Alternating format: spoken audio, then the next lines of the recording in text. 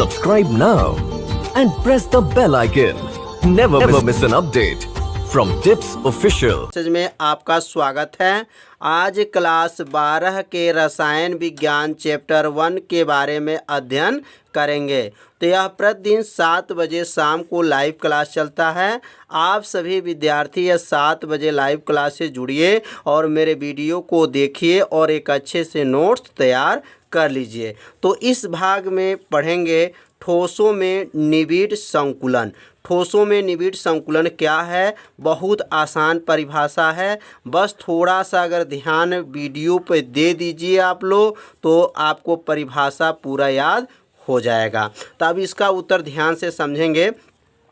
जिस प्रकार किसी बॉक्स के अंदर लड्डू को एक के ऊपर एक रखकर सजाया जाता है, तो आप लोग कभी मिठाई वाले दुकान पे जब गए होंगे जहाँ मिठाई बनता है, जैसे आप लड्डू है, रसगुल्ला बनता है, तो वहाँ देखे होंगे बॉक्स में एक के ऊपर एक लड्डू रखे रहते हैं लोग, सजाए रहते हैं लोग। तो ठीक उसी प्रकार ठोसों में भी ठोस के जो कण होते हैं वह भी एक के ऊपर जो हैं सजाए रहते हैं। उसी को क्या कहते हैं? ठोसों में निविड़ संकुलन कहते हैं। तो अपने कॉपी में नोट कर लेंगे। जिस प्रकार किसी बॉक्स के अंदर लड्डू को एक के ऊपर एक रखकर सजाया जाता है, ठीक उसी प्रकार ठोस के कण होते हैं वह भी एक के ऊपर एक सजाए हैं। तो एक के ऊपर जो कण होते हैं, ठोस के जो कण होते हैं वह एक के ऊपर एक क्या रहते हैं? सजाते हैं। उसी को विज्ञान में क्या कहा जाता है? ठोसों में निविड़ संकुलन कहा जाता है। अब दूसरे शब्दों में कहा जाए तो दूसरे शब्दों में होगा अवयवी कणों को निकटतम व्यवस्था में रिक्त स्थानों को पूर्ण रूप से भर देना निविड़ संकुलन कहलाता है। दूसरे शब्दों में ध्यान देंगे, जो अवयवी कण होते हैं, जो ठोसों के अंदर जो अवयवी कण होते हैं, निकटतम व्यवस्था में जो रिक्त स्थान होते हैं, जब लड्डू को एक दूसरे के ऊपर जब सजा के रखते हैं तो उसमें कुछ खाली स्थान होता है। तो ठीक उसी प्रकार जब ठोसों को जब एक के ऊपर रखेंगे तो उसके बीच में जो खाली स्थान होते हैं वह पूर्ण रूप से क्या हो जाए? भर देना ही क्या कहलाता है? निविड़ संकुलन कहलाता है। जैसे यहाँ पर चित्र जब देखेंगे तो चित्र से समझ में आ जाएगा। यह ठोस के जो कण हैं एक के ऊपर देखिए रखा गया है। इसमें जो खाली स्थान बीचों बीच में अंदर देख रहे होंगे चित्र में, जो खाली स्थान जो दिखाई दे रहा है, इसी खाली स्थान को ही क्या कहते हैं? ठोसों में निविड़ संकुलन कहते हैं। अब हम लोग पढ़ेंगे, इसे अपने कॉपी में बना लीजिएगा जिससे आपको समझ में आ जाएगा कि ठोस के जो कण होते हैं एक के ऊपर रखा गया है। अब पढ़ेंगे निविड़ संकुलन के प्रकार। निविड़ संकुलन कितने प्रकार के होते हैं? तो निविड़ संकुलन जो होते हैं 3 प्रकार के होते हैं। याद रखेंगे, निविड़ संकुलन कितने प्रकार के होते हैं? तो 3 प्रकार के होते हैं। पहला का नाम है एक बीमा में निविड़ संकुलन, एक बीमा में निविड़ संकुलन। और दूसरा क्या नाम है? द्विबीमा में निविड़ संकुलन। और तीसरा का नाम है त्रिबीमा में निविड़ संकुलन। तो निविड़ संकुलन कितने प्रकार के हैं समझ में आ गया होगा। एक बीमा में निविड़ संकुलन क्या है, अब इसके बारे में अध्ययन करेंगे। अब यहाँ पे नोट करेंगे एक बीमा में निविड़ संकुलन। अब इसका उत्तर समझेंगे। अब नाम से ही परिभाषा याद हो जाएगा। एक बीमा मतलब एक लाइन, बस ऐसे समझिए जैसे लड्डू को सजाते हैं, जब एक लाइन ही सजा देना ही क्या कहलाएगा? एक बीमा कहलाएगा। 2 लाइन सजा देंगे तो द्विबीमा हो जाएगा। 3 लाइन सजा देंगे तो क्या हो जाएगा? त्रिबीमा हो जाएगा। तो आप लोग मिठाई वाले दुकान पे गए होंगे तो ज़रूर देखे होंगे रसगुल्ला को सजा के रखते हैं, एक के ऊपर रखा जाता है। उसी प्रकार ठोसों को भी एक के ऊपर रखते हैं। तो इसी को विज्ञान में क्या कहते हैं? निविड़ संकुलन कहते हैं। अब इसका उत्तर ध्यान से देखेंगे। ऐसा पैकिंग जिसमें कण की एक परत को इस प्रकार व्यवस्थित किया जाए कि एक कण दूसरे को क्या करे? स्पर्श करे। जब एक लाइन में जब आप लोग लड्डू को देखे होंगे रखा जाता है तो एक लड्डू दूसरे लड्डू को क्या करते हैं, स्पर्श। स्पर्श का मतलब सटा के रखा जाता है। तो जब एक लाइन को जब स्पर्श करके रखा जाएगा तो उसी को क्या कहते हैं, एक बीमा में निविड़ संकुलन कहते हैं। तो अपने कॉपी में इसको नोट कर लीजिए कि ऐसा पैकिंग जिसमें कण की एक परत को इस प्रकार व्यवस्थित किया जाए कि एक कण दूसरे कण को क्या करे, स्पर्श करे। स्पर्श का मतलब सटे, उसके अंदर सट करके रखा जाए। जो इसमें ठोस के कण होते हैं एक के बगल में जब दूसरा रखेंगे तो उसमें क्या हो, दोनों क्या हो, एक दूसरे के क्या हो, स्पर्श करें। अब दूसरा आपका परिभाषा अगर समझेंगे तो दूसरा परिभाषा को भी अपने कॉपी में नोट कर लीजिएगा। अब दूसरा परिभाषा है, एक बीमा का ये दूसरा परिभाषा है। इसमें दो परिभाषा को आपको बताया जा रहा है। जो आपको आसान लगे परिभाषा, उस परिभाषा को आप लोग याद कर लीजिए। तो इसका परिभाषा होगा, इसमें अवयवी कण के गोलों को एक पंक्ति में निकटतम व्यवस्थित किया जाता है। इसमें जो अवयवी कण होते हैं गोलों को एक पंक्ति में, एक पंक्ति मतलब एक लाइन में इसको निकटतम व्यवस्थित किया जाता है। व्यवस्थित मतलब रखा जाता है, जिससे केंद्रीय गोला दो अन्य गोले को क्या करें, स्पर्श करता है। अतः इसकी समन्वय संख्या क्या होती हैं, 2 होती हैं। इनकी समन्वय संख्या क्या होती हैं, 2 होती हैं। कैसे 2 होती हैं, अब चित्र से समझेंगे। जैसे एक गोला यहाँ पे रखा गया, दूसरा गोला यहाँ पे स्पर्श किया, फिर इसके बाद से यह स्पर्श किया, ऐसे एक लाइन में रखा जाएगा जो एक दूसरे को क्या करते हैं, स्पर्श करते हैं। तो यहाँ एक दूसरे को जब स्पर्श करते हैं तो इसमें समन्वय संख्या तब क्या होती हैं,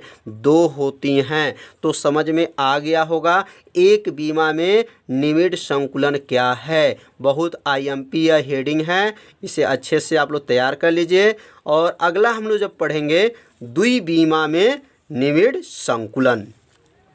अब नाम से ही पता चल जा रहा है कि द्विबीमा, अब द्विबीमा निविड़ संकुलन का अर्थ है कि यहाँ पर जो है दो लाइन में जो ठोसों को सजाया जाएगा, और एक बीमा का मतलब है एक पंक्ति में इसको ठोसों के अवयवी कण को क्या करेंगे, सजाया जाएगा। तो यहाँ पे अब लिखेंगे द्विबीमा में निविड़ संकुलन ये कितने प्रकार के होते हैं। तो द्विबीमा में निविड़ संकुलन 2 प्रकार के होते हैं।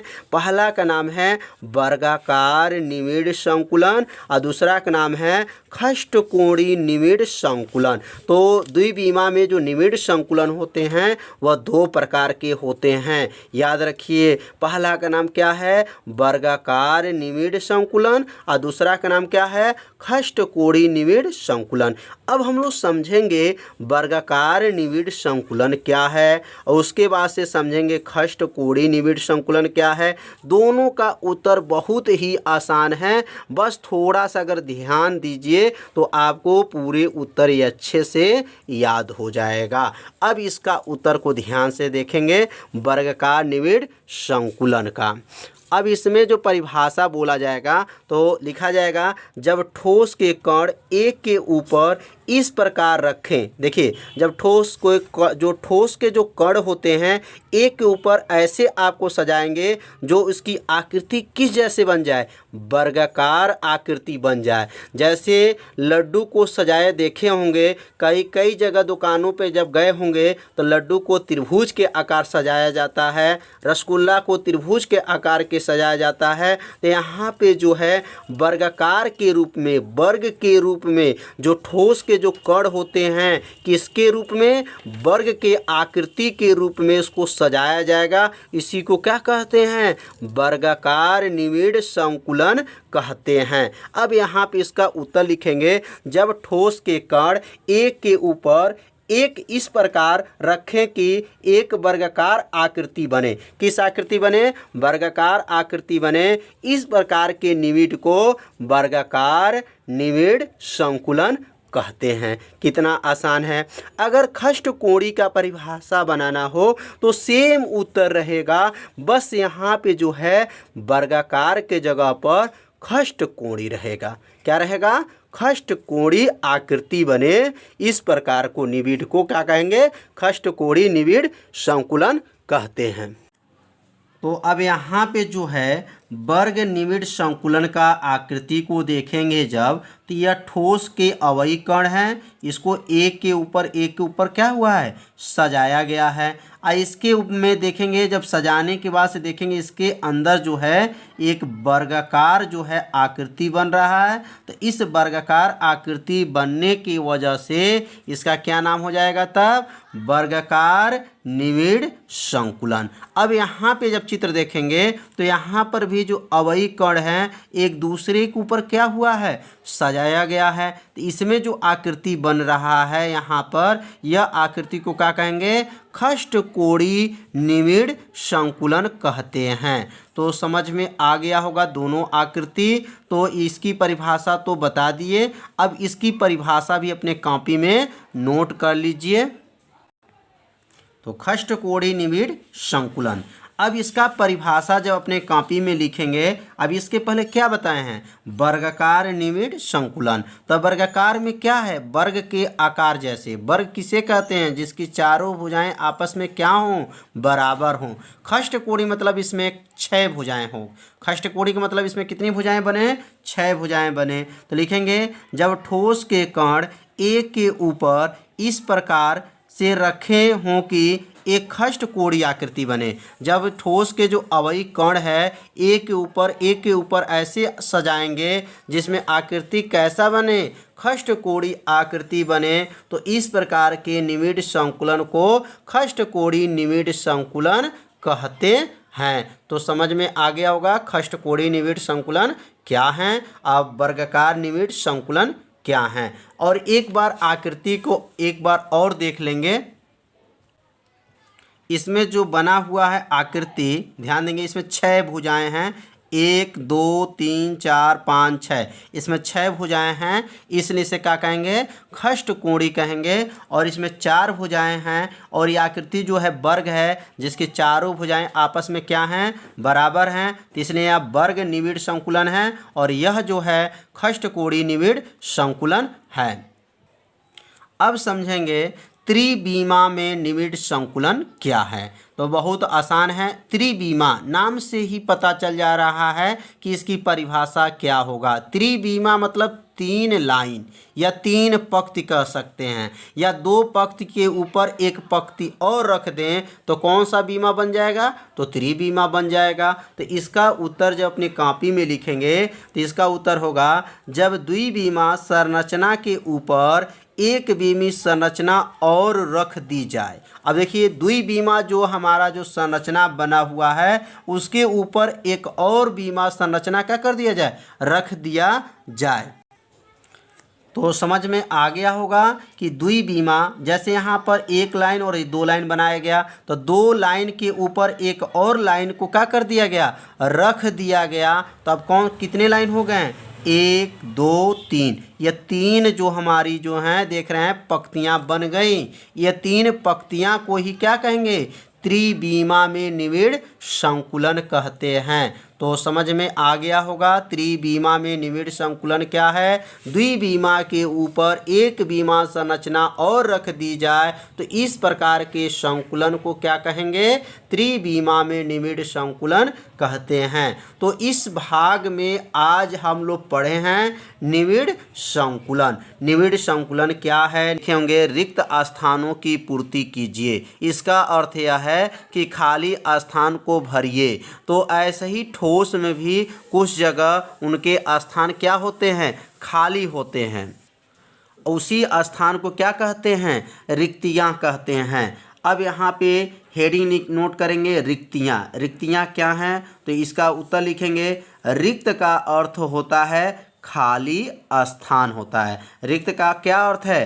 खाली स्थान होता है। जब ठोसों को व्यवस्थित किया जाता है तो कड़ों के बीच में, ध्यान देंगे, कड़ों के बीच में क्या होता है, खाली स्थान होता है। इसे खाली स्थान को क्या कहते हैं, रिक्तियां कहते हैं। जब ठोस को सजाया जाता है, एक के ऊपर अगर सजाते हैं, निविड़ संकुलन में बताया गया है, तो जब सजाते हैं तो उसके कड़ों के बीच में कुछ खाली स्थान होता है और उस खाली स्थान को ही क्या कहते हैं, रिक्तियां कहते हैं। तो रिक्तियां का अर्थ समझ में आ गया होगा, इसे अपने कॉपी में नोट कर लीजिए। अब हम लोग पढ़ेंगे रिक्तियां के प्रकार। अब यहाँ नीचे नोट कर लेंगे, रिक्तियां जो होते हैं 2 प्रकार के होते हैं। यहाँ लिख लेंगे या लिख सकते हैं कि रिक्तियां निम्न प्रकार के होते हैं। निम्न मतलब नीचे लिखा गया है। पहला का नाम है चतुर्फलकी रिक्तियां और दूसरा का नाम है अष्टफलकी रिक्तियां। अब समझेंगे चतुर्फलकी रिक्तियां क्या है और अष्टफलकी रिक्तियां क्या है। बहुत आसान उत्तर है, बस थोड़ा सा अगर ध्यान दे दीजिए तो आपको उत्तर अच्छे से समझ में आ जाएगा। अब यहाँ पे नोट करेंगे चतुर्फलकी रिक्तियां क्या हैं। तो बहुत आसान इसका उत्तर है। देखिए कैसे इसको उत्तर को बोलेंगे। जब 3 गोले, ध्यान देंगे, जब 3 गोले परस्पर सटा के रखें, और जब 3 गोले को क्या करें, परस्पर सटा के रखें, तो कोई चौथा गोला उसके ऊपर रख दिया जाए तो इस प्रकार के रिक्तियां प्राप्त होती हैं, उसे चतुर्फलकी रिक्तियां कहते हैं। अर्थात यह हुआ कि जब 3 गोले को सटा के रखेंगे और उसके ऊपर एक और गोला जब रखेंगे तो उसके बीच में जो खाली स्थान होगा उस खाली स्थान को ही चतुर्फलकी रिक्तियां कहते हैं। जैसे आपको चित्र में बताया जाएगा, तो अच्छे से चित्र भी आप लोग बना लीजिए।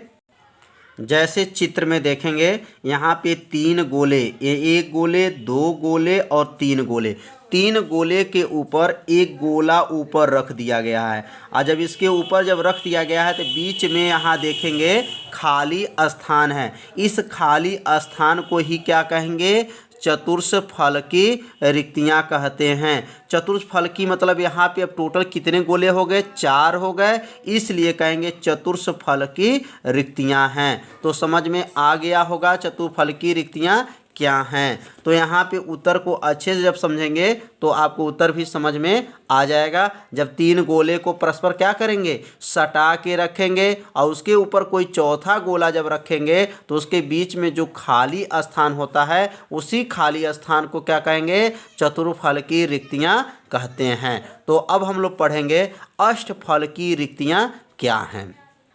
तो अष्टफलकी रिक्तियां क्या हैं, अब इसके उत्तर को समझेंगे।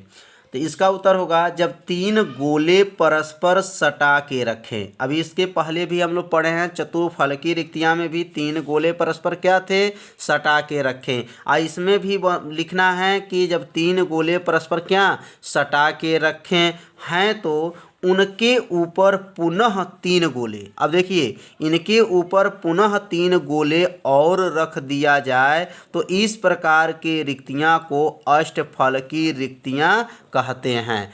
और चतुर्फलकी रिक्तियां में क्या था, जब 3 गोले को परस्पर सटा के रखने पर एक गोला उसके ऊपर रखना था, और इसमें क्या है, इसमें 3 गोले और रख दिए जाए तो इस प्रकार के रिक्तियां को क्या कहते हैं, अष्टफलकी रिक्तियां कहते हैं। जैसे चित्र में आपको बताया जाएगा, तो चित्र को अच्छे से समझेंगे तो समझ में पूरा आपको क्या जाएगा, आ जाएगा। अब यहाँ पे देखेंगे चित्र में, यहाँ 3 गोले, पहले देखिए नीचे है 1 गोले, 2 गोले, 3 गोले, 3 गोले है और 3 गोले के ऊपर और भी 3 गोले रख दिया गया है। तो टोटल कितने हो गए, यहाँ पर 6 गोले आपको दिखाई दे रहे हैं। तो यहाँ 3 गोले पहले से और इसके ऊपर 3 गोले हैं, तो इसके बीच में यहाँ खाली स्थान दिखाई दे रहा है। इस खाली स्थान को ही क्या कहते हैं, अष्टफलकी रिक्तियां कहते हैं। ये बीच में देख रहे हैं ना खाली स्थान जो दिखाई दे रहा है, इस खाली स्थान को ही क्या कहेंगे, अष्टफलकी रिक्तियां हैं। तो समझ में आ गया होगा चतुर्फलकी रिक्तियां क्या हैं और अष्टफलकी रिक्तियां क्या हैं। अब समझेंगे रिक्तियां में संबंध क्या है। अब इसी संबंध के सहायता से आगे चल के अभ्यास जब हम लोग पढ़ेंगे तो क्वेश्चन जब रहेगा उसमें न्यूमेरिकल रहेगा, तो न्यूमेरिकल को हल करने के लिए यह सूत्र का इसमें प्रयोग किया जाएगा और इसके जो संबंध हैं संबंध के बारे में इसमें प्रयोग किया जाएगा। तो संबंध को ध्यान देंगे। चतुर्फल की जो रिक्तियां हैं अष्टफल की रिक्तियां से क्या होते हैं, दोगुना होते हैं। यह कई बार पेपर में आ चुका है बहुविकल्पी प्रश्न में कि चतुर्फल की रिक्तियां अष्टफल की रिक्तियां से कितने गुने होते हैं। तो याद रखेंगे चतुर्फल की जो रिक्तियां होते हैं अष्टफल की रिक्तियां से क गुना होते हैं, 2 गुना होता है। याद रखेंगे। अगर मान लीजिए दूसरा आपका यहाँ बताया जा रहा है, इसी को अगर हम संख्या में बताना चाहें तो कैसे लिखेंगे, माना किसी परमाणु में अष्टफल की रिक्तियाँ की संख्या क्या मान लें, n मान लें। अगर अष्टफल की में रिक्तियाँ की संख्या n है तो चतुर्फल की रिक्तियाँ कितना हो जाएगा, 2n होगा। क्यों 2n होगा, क्योंकि ये क्या है, दुगुना होता है। कौन दुगुना होता है, चतुष्फल की जो रिक्तियां होती हैं अष्टफल की रिक्तियां से क्या होती हैं, दुगुना होती हैं। तो यहाँ पे जो अष्टफल की जो रिक्तियां हैं वो कितना है, n है। तो चतुर्फल की रिक्तियां कितना हो जाएगा, 2n हो जाएगा, दुगुना हो जाएगा। तो समझ में आ गया होगा कि रिक्तियां में संबंध क्या है। तो चतुर्फल की रिक्तियां अष्टफल की रिक्तियां से क गुना होता है, 2 गुना होता है। अब हम लोग पढ़ेंगे दोष। अब दोष क्या है, दोष मतलब कमियां। जैसे आप लोग के अंदर भी कुछ कमियां होती हैं। जैसे आप लोग कहते हैं कि आज पढ़ेंगे, फिर आप आज पढ़ते नहीं हैं, सोचते हैं कल पढ़ेंगे, कल भी नहीं पढ़ते हैं। ऐसे को क्या कहते हैं, एक दोष है, एक कमियां हैं। जो कमियां को आप इसको दूर नहीं करेंगे तो दिक्कत है। तो इसलिए आप लोग प्रतिदिन अपने अभ्यास को पढ़ते रहिए, कुछ न कुछ तैयार करते रहिए। तो इसी प्रकार दोष है। जब मनुष्य में दोष पाया गया तो उसी प्रकार ठोस में भी दोष पाया गया। कई जगह दोष उसमें जब है, कई प्रकारों के उसमें दोष पाया गया। तो दोष किसे कहते हैं, अपने कॉपी में अब नोट करेंगे कि जिस प्रकार मनुष्य में कुछ दोष पाया जाता है, याद रखेंगे जब मनुष्य में जब दोष पाया गया तो ठीक उसी प्रकार ठोस के जो कणों में भी कुछ दोष पाया जाता है। जब मनुष्य के अंदर कुछ न कुछ कमियां होती है तो ठीक उसी प्रकार ठोस के अंदर भी कुछ न कुछ क्या होंगी, कमियां होंगी। इसी कमियां को ही क्या कहेंगे, दोष कहेंगे, ठोस का दोष कहेंगे। अब इसमें पढ़ेंगे दोष कितने प्रकार के होते हैं। तो दोष जो होते हैं, यहाँ हेडिंग पर नोट कर लेंगे, दोष के प्रकार। अब दोष जो होते हैं 2 प्रकार के होते हैं। पहला का क्या नाम है, तो पहला का नाम याद रखेंगे रस समीकरण मिति दोष। ध्यान देंगे, रस समीकरण मिति दोष। और दूसरा का नाम है अरस समीकरण मिति दोष। यह 2 जो दोष हैं बहुत ही आईएमपी है, क्योंकि इसमें से हमेशा पेपर में पूछा जाता है। अब हम लोग पढ़ेंगे रस समीकरण मिति दोष क्या है और अरस समीकरण मिति दोष क्या है, और इसमें अरस समीकरण मिति कितने प्रकार के होते हैं और अरस समीकरण मिति दोष कितने प्रकार के होते हैं। तो एक एक क्वेश्चन को, एक एक लाइन को आपको बताया जाएगा, तो आप अच्छे से इसको तैयार कीजिए। अब यहाँ पे नोट करेंगे रस समीकरण मिति दोष। अब रस समीकरण मिति दोष क्या है, अब इसका उत्तर अगर आपको याद हो गया रस समीकरण मिति दोष का, तो और रस समीकरण मिति दोष भी समझिए याद हो जाएगा। बस थोड़ा सा ध्यान देंगे, परिभाषा याद हो जाएगा। तो अब इसका उत्तर क्या होगा, ऐसा दोष जिसमें धन आयनों और ऋण आयनों, देखिए धन आयनों और ऋण आयनों की संख्या में कोई परिवर्तन नहीं होता है, इस प्रकार के दोष को रस समीकरण मिति दोष कहते हैं। इसका अर्थ यह है कि ऐसा दोष रहेगा जिसमें जो धन आयन होंगे और ऋण आयन की जो संख्या होगा उसमें कोई परिवर्तन नहीं होगा, इस प्रकार के दोष को रस समीकरण मिति दोष कहते हैं। अगर और रस समीकरण मिति दोष की परिभाषा याद करना चाहते हैं तो बस जहां नहीं लिखे हैं, नहीं होता है तो उसमें होता है, बस यह नहीं शब्द को को हटा देंगे तो दूसरा परिभाषा क्या हो जाएगा, याद हो जाएगा। तो समझिए बहुत आसान परिभाषा है और असमीकरणित दोष का। तो असमीकरणित का दोष की परिभाषा भी नोट कर लेंगे कि क्या होगा इसका परिभाषा, ऐसा दोष जिसमें धन आयनों और ऋण आयनों के संख्या में कोई परिवर्तन होता है। इसके ऊपर क्या पढ़े हैं, कोई परिवर्तन नहीं होता है। इसमें क्या बोलेंगे, इसमें परिवर्तन होता है। इस प्रकार के दोष को और असमीकरणित दोष कहते हैं। तो दोनों की परिभाषा समझ में आ गया होगा कि असमीकरणित दोष क्या है और असमीकरणित दोष क्या है। अब हम लोग पढ़ेंगे असमीकरणित दोष और उसके के प्रकार पढ़ेंगे और ये कितने प्रकार के होते हैं, पहले इसके प्रकार पढ़ेंगे और तब उसके बाद से और असमीकरणित दोष के प्रकार पढ़ेंगे। अब यहाँ नीचे नोट करेंगे रस समीकरणित दोष के प्रकार कि रस समीकरणित दोष कितने प्रकार के होते हैं। तो यहाँ नीचे नोट करेंगे कि रस समीकरणित दोष जो है 4 प्रकार के होते हैं। कितने प्रकार के, 4 प्रकार के। पहला का नाम है साटकी दोष और दूसरा नाम है रिक्तिका दोष और तीसरा का नाम है फ्रैंकल दोष और चौथा का नाम है अंतराकाशी दोष। अब इतने दोष जो है समझ में आ जाए तो अब यहाँ पे लिखेंगे दोष। दोष का अर्थ क्या है, कमियाँ। तो कमियाँ कब होता है, जैसे मनुष्य में कुछ न कुछ दोष पाया जाता है तो ठीक उसी प्रकार ठोसों में भी क्या होते हैं, कुछ न कुछ दोष पाए जाते हैं। तो यहाँ पे सबसे पहले हेडिंग डालेंगे दोष और तब यहाँ पे नोट करेंगे जिस प्रकार मनुष्य में कुछ दोष पाया जाता है ठीक उसी प्रकार ठोसों के कणों में भी दोष पाया जाता है। तो समझ में आ गया होगा, जब मनुष्य के अंदर कुछ न कुछ दोष पाया जाता है तो ठीक उसी प्रकार ठोस के अंदर भी कुछ न कुछ क्या होता है, दोष पाया जाता है। तो ठोस में दोष के कितने प्रकार होते हैं। अब अगला जो हेडिंग होगा दोष के प्रकार। अब दोष कितने प्रकार के होते हैं, तो दोष जो है 2 प्रकार के होते हैं। पहला का नाम है रस समीकरणित दोष और दूसरा का नाम है अरस समीकरणित दोष। तो ठोसों के अंदर दोष कितने प्रकार के होते हैं, तो ठोसों के अंदर दोष 2 प्रकार के होते हैं। पहला का नाम है रस समीकरणित दोष और दूसरा का नाम है अरस समीकरणित दोष। अब हम समझेंगे रस समीकरणित दोष क्या है। अगर रस समीकरणित दोष का परिभाषा याद हो जाएगा तो और रस समीकरणित का दोष भी परिभाषा समझिए याद हो जाएगा।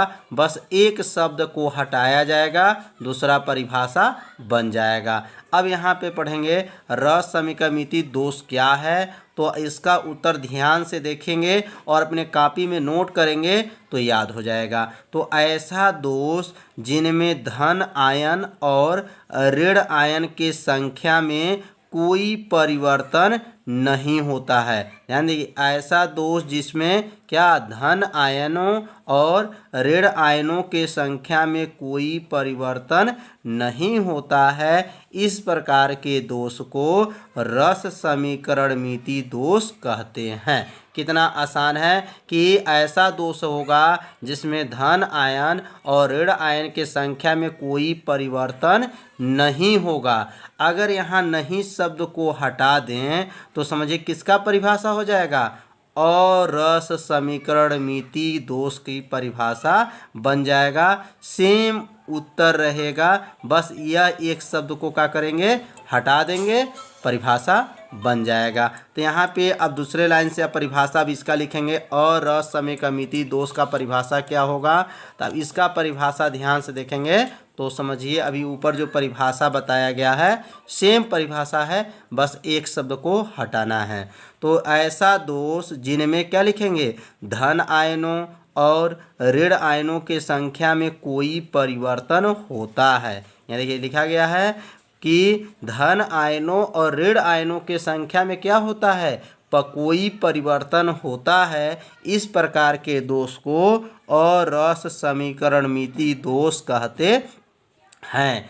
अब यहाँ पे रस समीकमिति दोष और अरस समीकमिति दोष में क्या अंतर है, तो अंतर तो देख ही लिए कि इसमें जो होता है धन आयन और ऋण आयन संख्या में कोई परिवर्तन नहीं होता है, और इसमें जो होता है धन आयन और ऋण आयन की संख्या में परिवर्तन होता है। अब हम लोग पढ़ेंगे रस समीकरण मिति के प्रकार। जो रस समीकरण मिति जो दोष हैं वो कितने प्रकार के होते हैं, मोस्ट आईएमपी अब प्रश्न आ गया। तो रस समीकरण मिति के प्रकार जो हमेशा ही पेपर में पूछा जाता है, तो इसे आप लोग अच्छे से तैयार कर लीजिए। तो रस समीकरण मिति कितने प्रकार के होते हैं, तो रस समीकरण मिति दोष जो हैं 4 प्रकार के होते हैं। पहला दोष का नाम है साटकी दोष, दूसरा का नाम है रिक्तिका दोष, और तीसरा का नाम है फ्रेंकल दोष, और चौथा का नाम है अंतराकाशी दोष। अब समझेंगे साटकी दोष क्या है। तो साटकी दोष का जो परिभाषा याद करेंगे तो याद नहीं होगा, बस समझेंगे तो याद हो जाएगा। बस थोड़ा सा ध्यान दीजिए, परिभाषा याद हो जाएगा।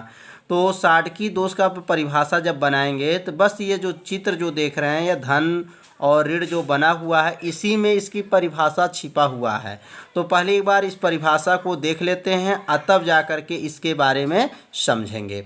तो ऐसा दोष, ध्यान देंगे, ऐसा दोष जिसमें किसी ठोस से धनायन और ऋण आयन बराबर मात्रा में क्या हो जाएं, गायब हो जाती हैं, ऐसे दोष को साटकी दोष कहते हैं। इसका अर्थ यह है कि ऐसे ठोस होंगे जिसमें धन आयन और ऋण आयन बराबर मात्रा में क्या हो जाए, गायब हो जाए, ऐसे दोष को कौन दोष कहेंगे, साटकी दोष कहते हैं। अब थोड़ा सा यहाँ ध्यान देंगे, जैसे एक ठोस है और ठोस में जो धन आयन होते हैं, जैसे प्लस है, minus, plus minus, plus minus, ऐसे जो बना हुआ है, प्लस के बाद माइनस, प्लस के बाद माइनस, प्लस के बाद माइनस, फिर माइनस के बाद यहाँ पर देखेंगे फिर आपका क्या है, प्लस माइनस खत्म हुआ, फिर माइनस, यहाँ क्या हो गया, प्लस, फिर आपका माइनस, फिर प्लस, फिर माइनस, यहाँ क्या हो जाएगा, प्लस। एक ध्यान से जब देखेंगे तो ऐसे जब नोट कर लेंगे तो यहाँ से देखेंगे क्या गायब हुआ, तो यह माइनस है तो यहाँ क्या होगा,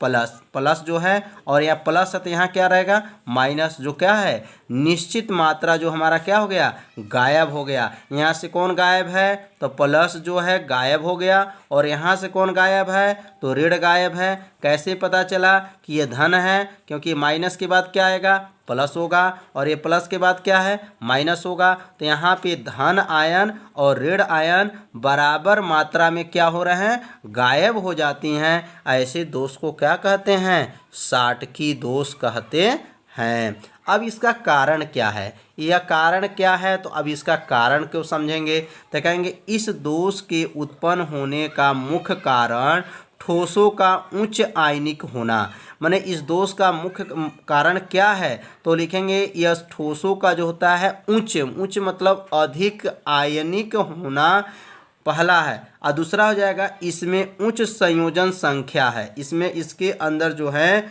उच्च संयोजन संख्या है। तो कारण तो समझ में आ गया होगा कि पहला कारण कि ठोसों के अंदर उच्च आयनिक होना, और दूसरा जो होता है उच्च संयोजन संख्या होना। अब यह साटकी दोष के एग्जाम्पल कौन कौन होते हैं, उदाहरण कौन कौन होते हैं, तो याद रखेंगे NaCl है, KCl है, AgBr है, CaCl है, आदि है। तो इसको उदाहरण में भी याद करेंगे कि साटकी दोष के उदाहरण कौन कौन है। अब हम लोग पढ़ेंगे रिक्तिका दोष। अब रिक्तिका दोष क्या है, तो बस थोड़ा सा ध्यान देंगे तो रिक्तिका दोष समझ में आ जाएगा। अब यहाँ पे जो है पहले इसका परिभाषा समझेंगे, और उसके बाद से तब आप नीचे जो बना हुआ है इसके बारे में समझेंगे। ऐसा दोष जिसमें ठोस के अवयवी कण अपने निश्चित स्थान से गायब हो जाते हैं। अब ऐसा दोष रहेगा जिसमें ठोस के जो अवयवी कण है अपने निश्चित स्थान से क्या हो जाए, गायब हो जाते हैं। ऐसे दोष को रिक्तिका दोष कहते हैं। जैसे यहाँ पर एक ठोस है कि अवयवी कण है, तो देखिए दूसरा का हो गया, गायब हो गया। फिर यहाँ तीसरा है, फिर यहाँ 2 गो का हो गया, इसके अवयवी कण का हो गए, गायब हो गए। फिर यहाँ पर एक ठोस का अवयवी कण है, फिर यहाँ गायब हो गया। रिक्तिका मतलब रिक्त स्थान, माने ऐसे 2 जिनके अवयवी कण अपने निश्चित स्थान से ही क्या हो जाएं, गायब हो जाते हैं, ऐसे दोष को रिक्तिका दोष कहते हैं। तो समझ में आ गया होगा कि रिक्तिका दोष क्या है। अब इसके कारण क्या हैं।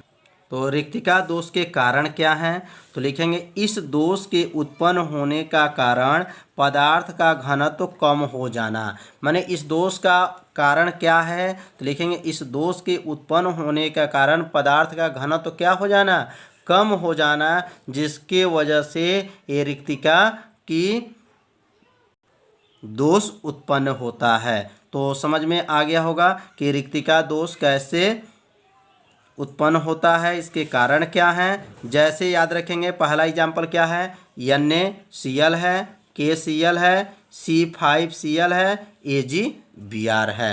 तो समझ में आ गया होगा कि रिक्तिका दोष क्या है। अब मोस्ट IMP आ गया हेडिंग फ्रैंकल दोष।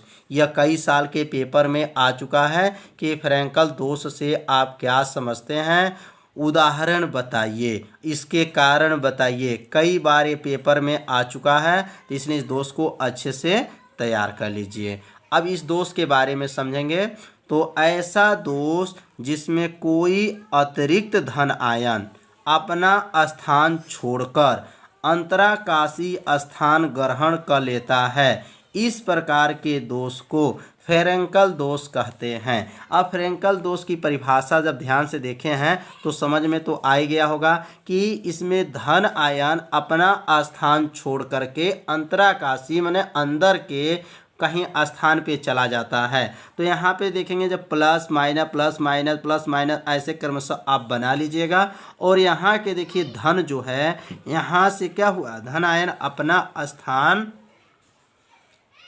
स्थान क्या करके छोड़ करके अंतराकाशी स्थान पे चला गया है।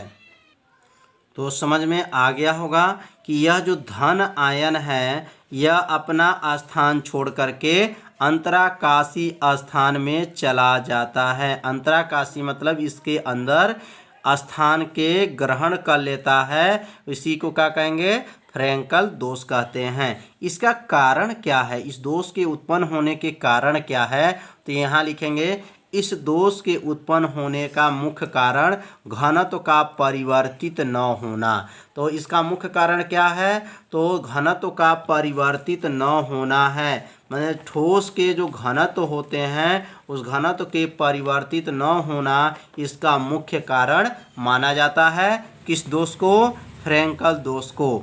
अब अगला जो है इसमें पढ़ेंगे इसका उदाहरण कौन कौन होते हैं।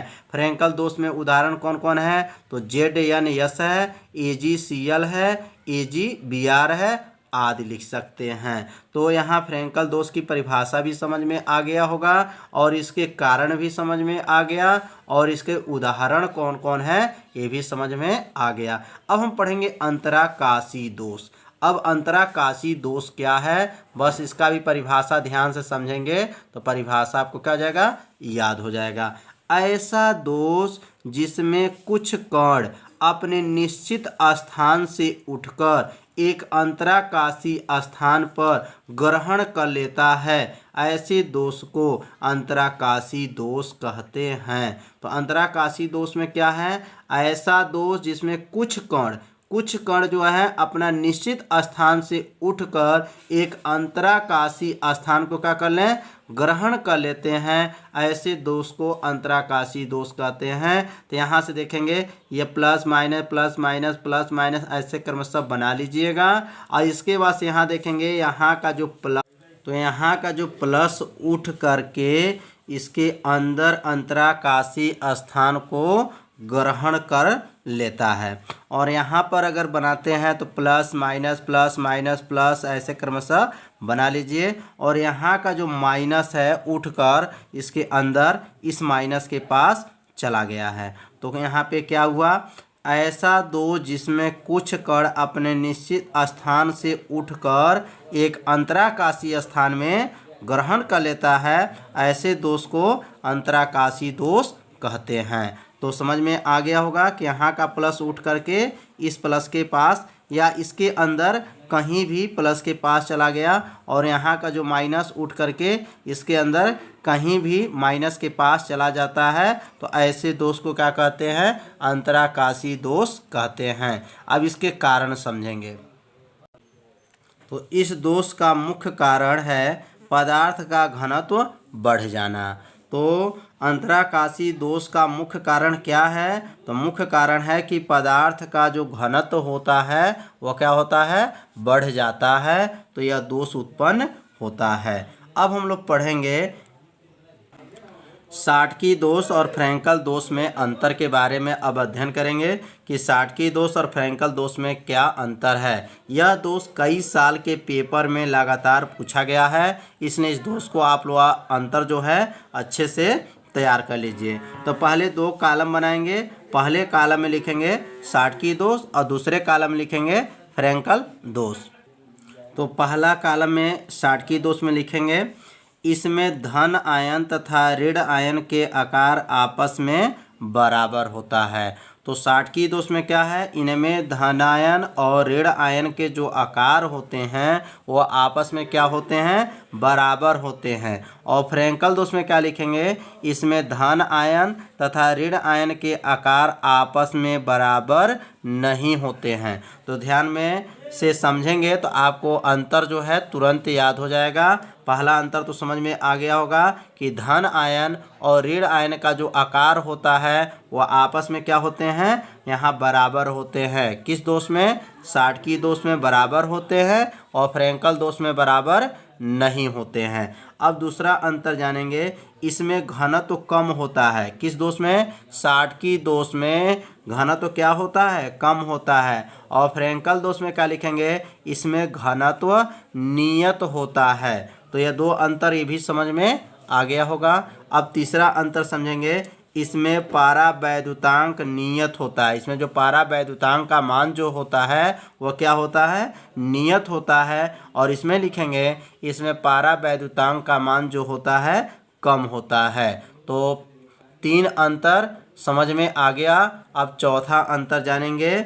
यह दोष उच्च समन्वय संख्या वाले क्रिस्टलों में पाया जाता है। जो यह दोष जो पाया जाता है, शाटकी जो दोष पाया जाता है उच्च समन्वय संख्या वाले क्रिस्टलों में पाया जाता है। और यह दोष जो होता है निम्न समन्वय संख्या वाले क्रिस्टलों में पाया जाता है। बस अंतर क्या है? तो यहाँ उच्च है और यहाँ क्या है? निम्न है। तो चारों अंतर अच्छे से समझ में आ गया। ये चारों अंतर को अपने कॉपी में नोट कर लीजिए और इसे अच्छे से तैयार कर लीजिए, क्योंकि यह जो क्वेश्चन है हर साल के पेपर में पूछा जाता है। तो आज का जो हमारा पढ़ाई हुआ है भाग में आज हम लोग पढ़ेंगे अरस समीकरण मिति दोष।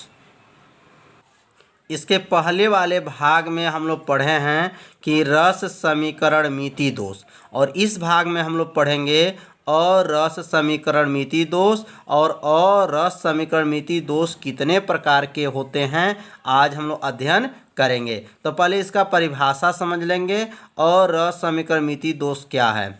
तो ऐसा दोष जिसमें धन आयनों और ऋण आयनों के संख्या में कोई परिवर्तन होता है, इस प्रकार के दोष को अरस समीकरण मिति दोष कहते हैं। तो ऐसा दोष जिसमें क्या? धन आयन और किसका संख्या? ऋण आयन के संख्या में कोई परिवर्तन होता है। ध्यान देंगे, कोई परिवर्तन होता है। तो इस प्रकार के दोष को क्या कहेंगे?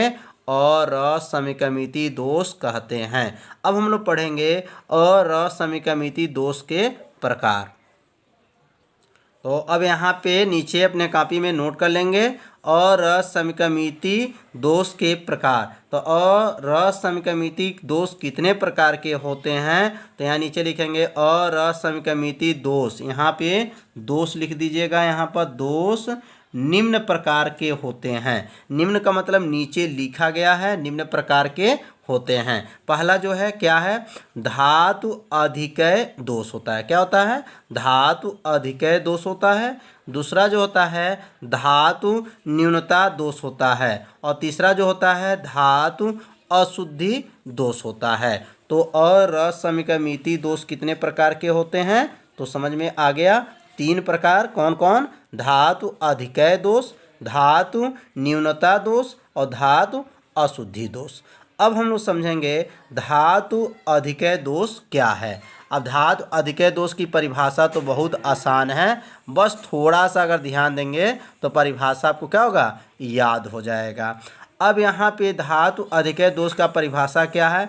ऋण आयन रिक्तियाँ, ध्यान देंगे कौन आयन? ऋण आयन रिक्तियाँ के कारण उत्पन्न दोष को धातु का अधिकय दोष कहते हैं। अब यहाँ पर भाषा अभी समझ में नहीं आया, अभी उदाहरण जब समझाएंगे तो आपको पूरा समझ में आ जाएगा कि धातु अधिकय दोष क्या है। धातु अधिकय नाम से ही पता चला, अधिकय दोष, अधिकय मतलब अधिक दोष। तो क्या है? ऋण आयन रिक्तिका के कारण, जो ऋण आयन जो रिक्तिका होते हैं उनके कारण उत्पन्न जो दोष होते हैं धातु का अधिकय दोष कहते हैं। अब जैसे यहाँ पर NaCl है, जब NaCl जब टूटता है तो Na के ऊपर प्लस होता है और प्लस करके यहाँ पे Cl के ऊपर क्या होता है? माइनस होता है। तो अब इसी के उदाहरण के द्वारा यहाँ पे नीचे लिखेंगे, यह दोष NaCl यौगिक में पाया जाता है। जो धातु अधिकय दोष किस में पाया जाता है? NaCl मतलब सोडियम क्लोराइड के यौगिक में पाया जाता है। जब NaCl को गर्म किया जाता है, अब यहाँ NaCl को गर्म किए हैं तो क्या बना है? Na के ऊपर प्लस बना है और Cl के ऊपर क्या बना है? माइनस बना है। तो यहाँ NaCl को जब गर्म किया जाता है तो Na के ऊपर प्लस तथा Cl के ऊपर माइनस आयन में टूट जाता है, जिसका अर्थ है कि Na अपना एक इलेक्ट्रॉन किसको दे दिया? Cl को देता है। और लिखेंगे Cl, जिसका अर्थ है कि Na अपना एक इलेक्ट्रॉन किसको दे देता है? Cl को देता है। और Cl क्या हो जाएगा? तो ऋण आयन हो जाता है। तभी यह दोष क्या होता है? उत्पन्न होता है।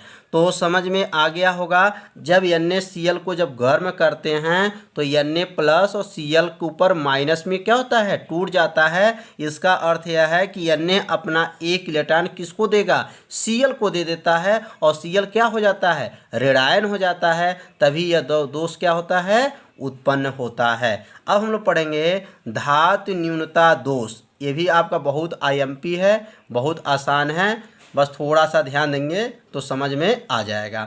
यह दोष परिवर्तित संयोजक दर्शाने वाले धातुओं के यौगिक में पाया जाता है। यह दोष जो पाया जाता है किस में पाया जाता है?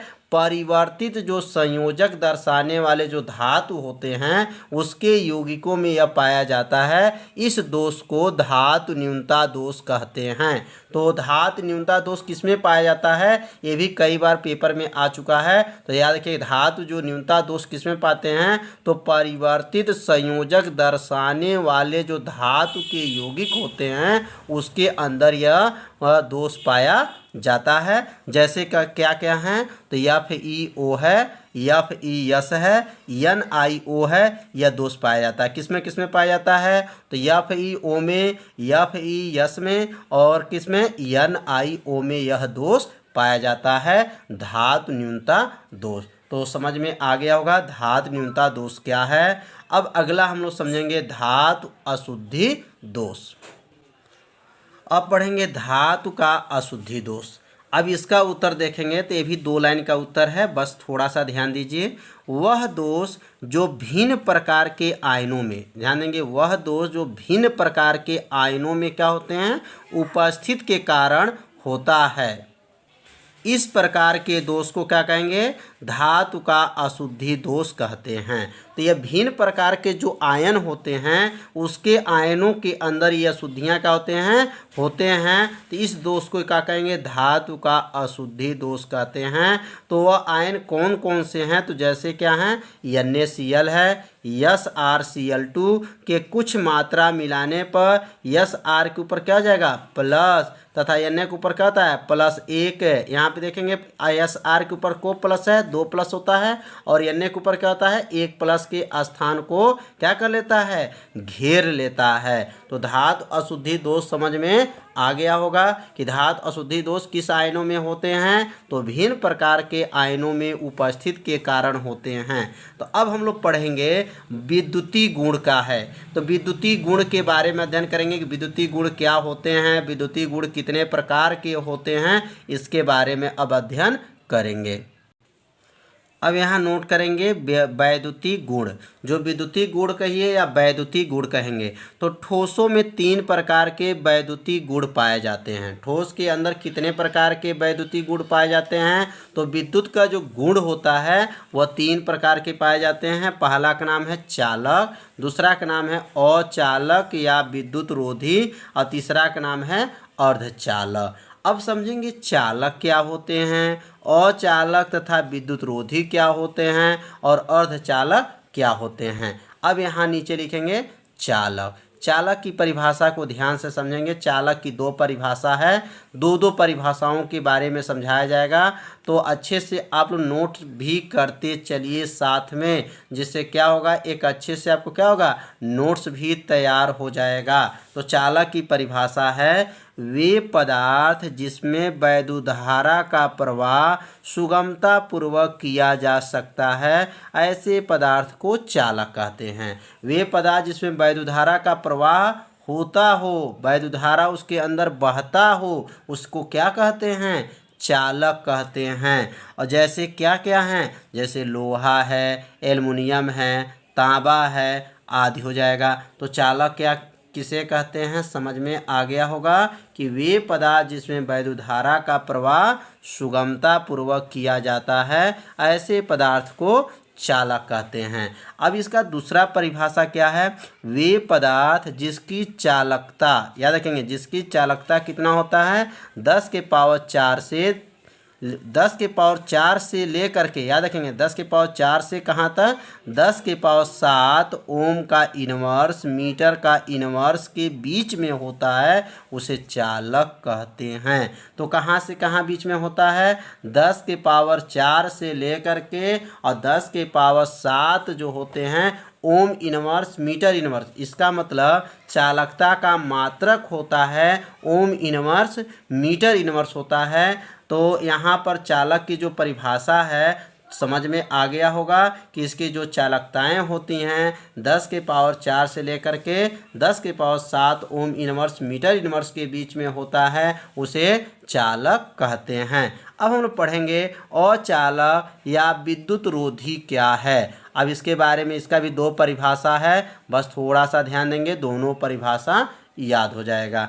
अब यहाँ कहेंगे वे पदार्थ जिसमें वैद्युत धारा का प्रवाह सुगमता पूर्वक नहीं किया जाता है। अभी इसके ऊपर पढ़े हैं सुगमता पूर्वक किया जाता है, और इसमें सुगमता पूर्वक नहीं किया जाता है, उसे ऐसे पदार्थ को अचालक या विद्युत रोधी कहते हैं। तो समझ में आ गया, 2 परिभाषा बहुत आसान है। चालक में क्या बताया गया था, धारा का प्रवाह सुगमता पूर्वक किया जाता है, और अचालक में क्या होता है, धारा का प्रवाह सुगमता पूर्वक नहीं किया जा सकता है, ऐसे पदार्थ को अचालक या विद्युत रोधी कहते हैं। या इसका दूसरा परिभाषा लिख सकते हैं कि वे पदार्थ जिसकी चालकता बहुत कम, ध्यान देंगे इसकी चालकता क्या हो, बहुत कम 10 के पावर -20 से लेकर के 10 के power -10 ohm inverse metre inverse होता है, ऐसे चालक को क्या कहेंगे,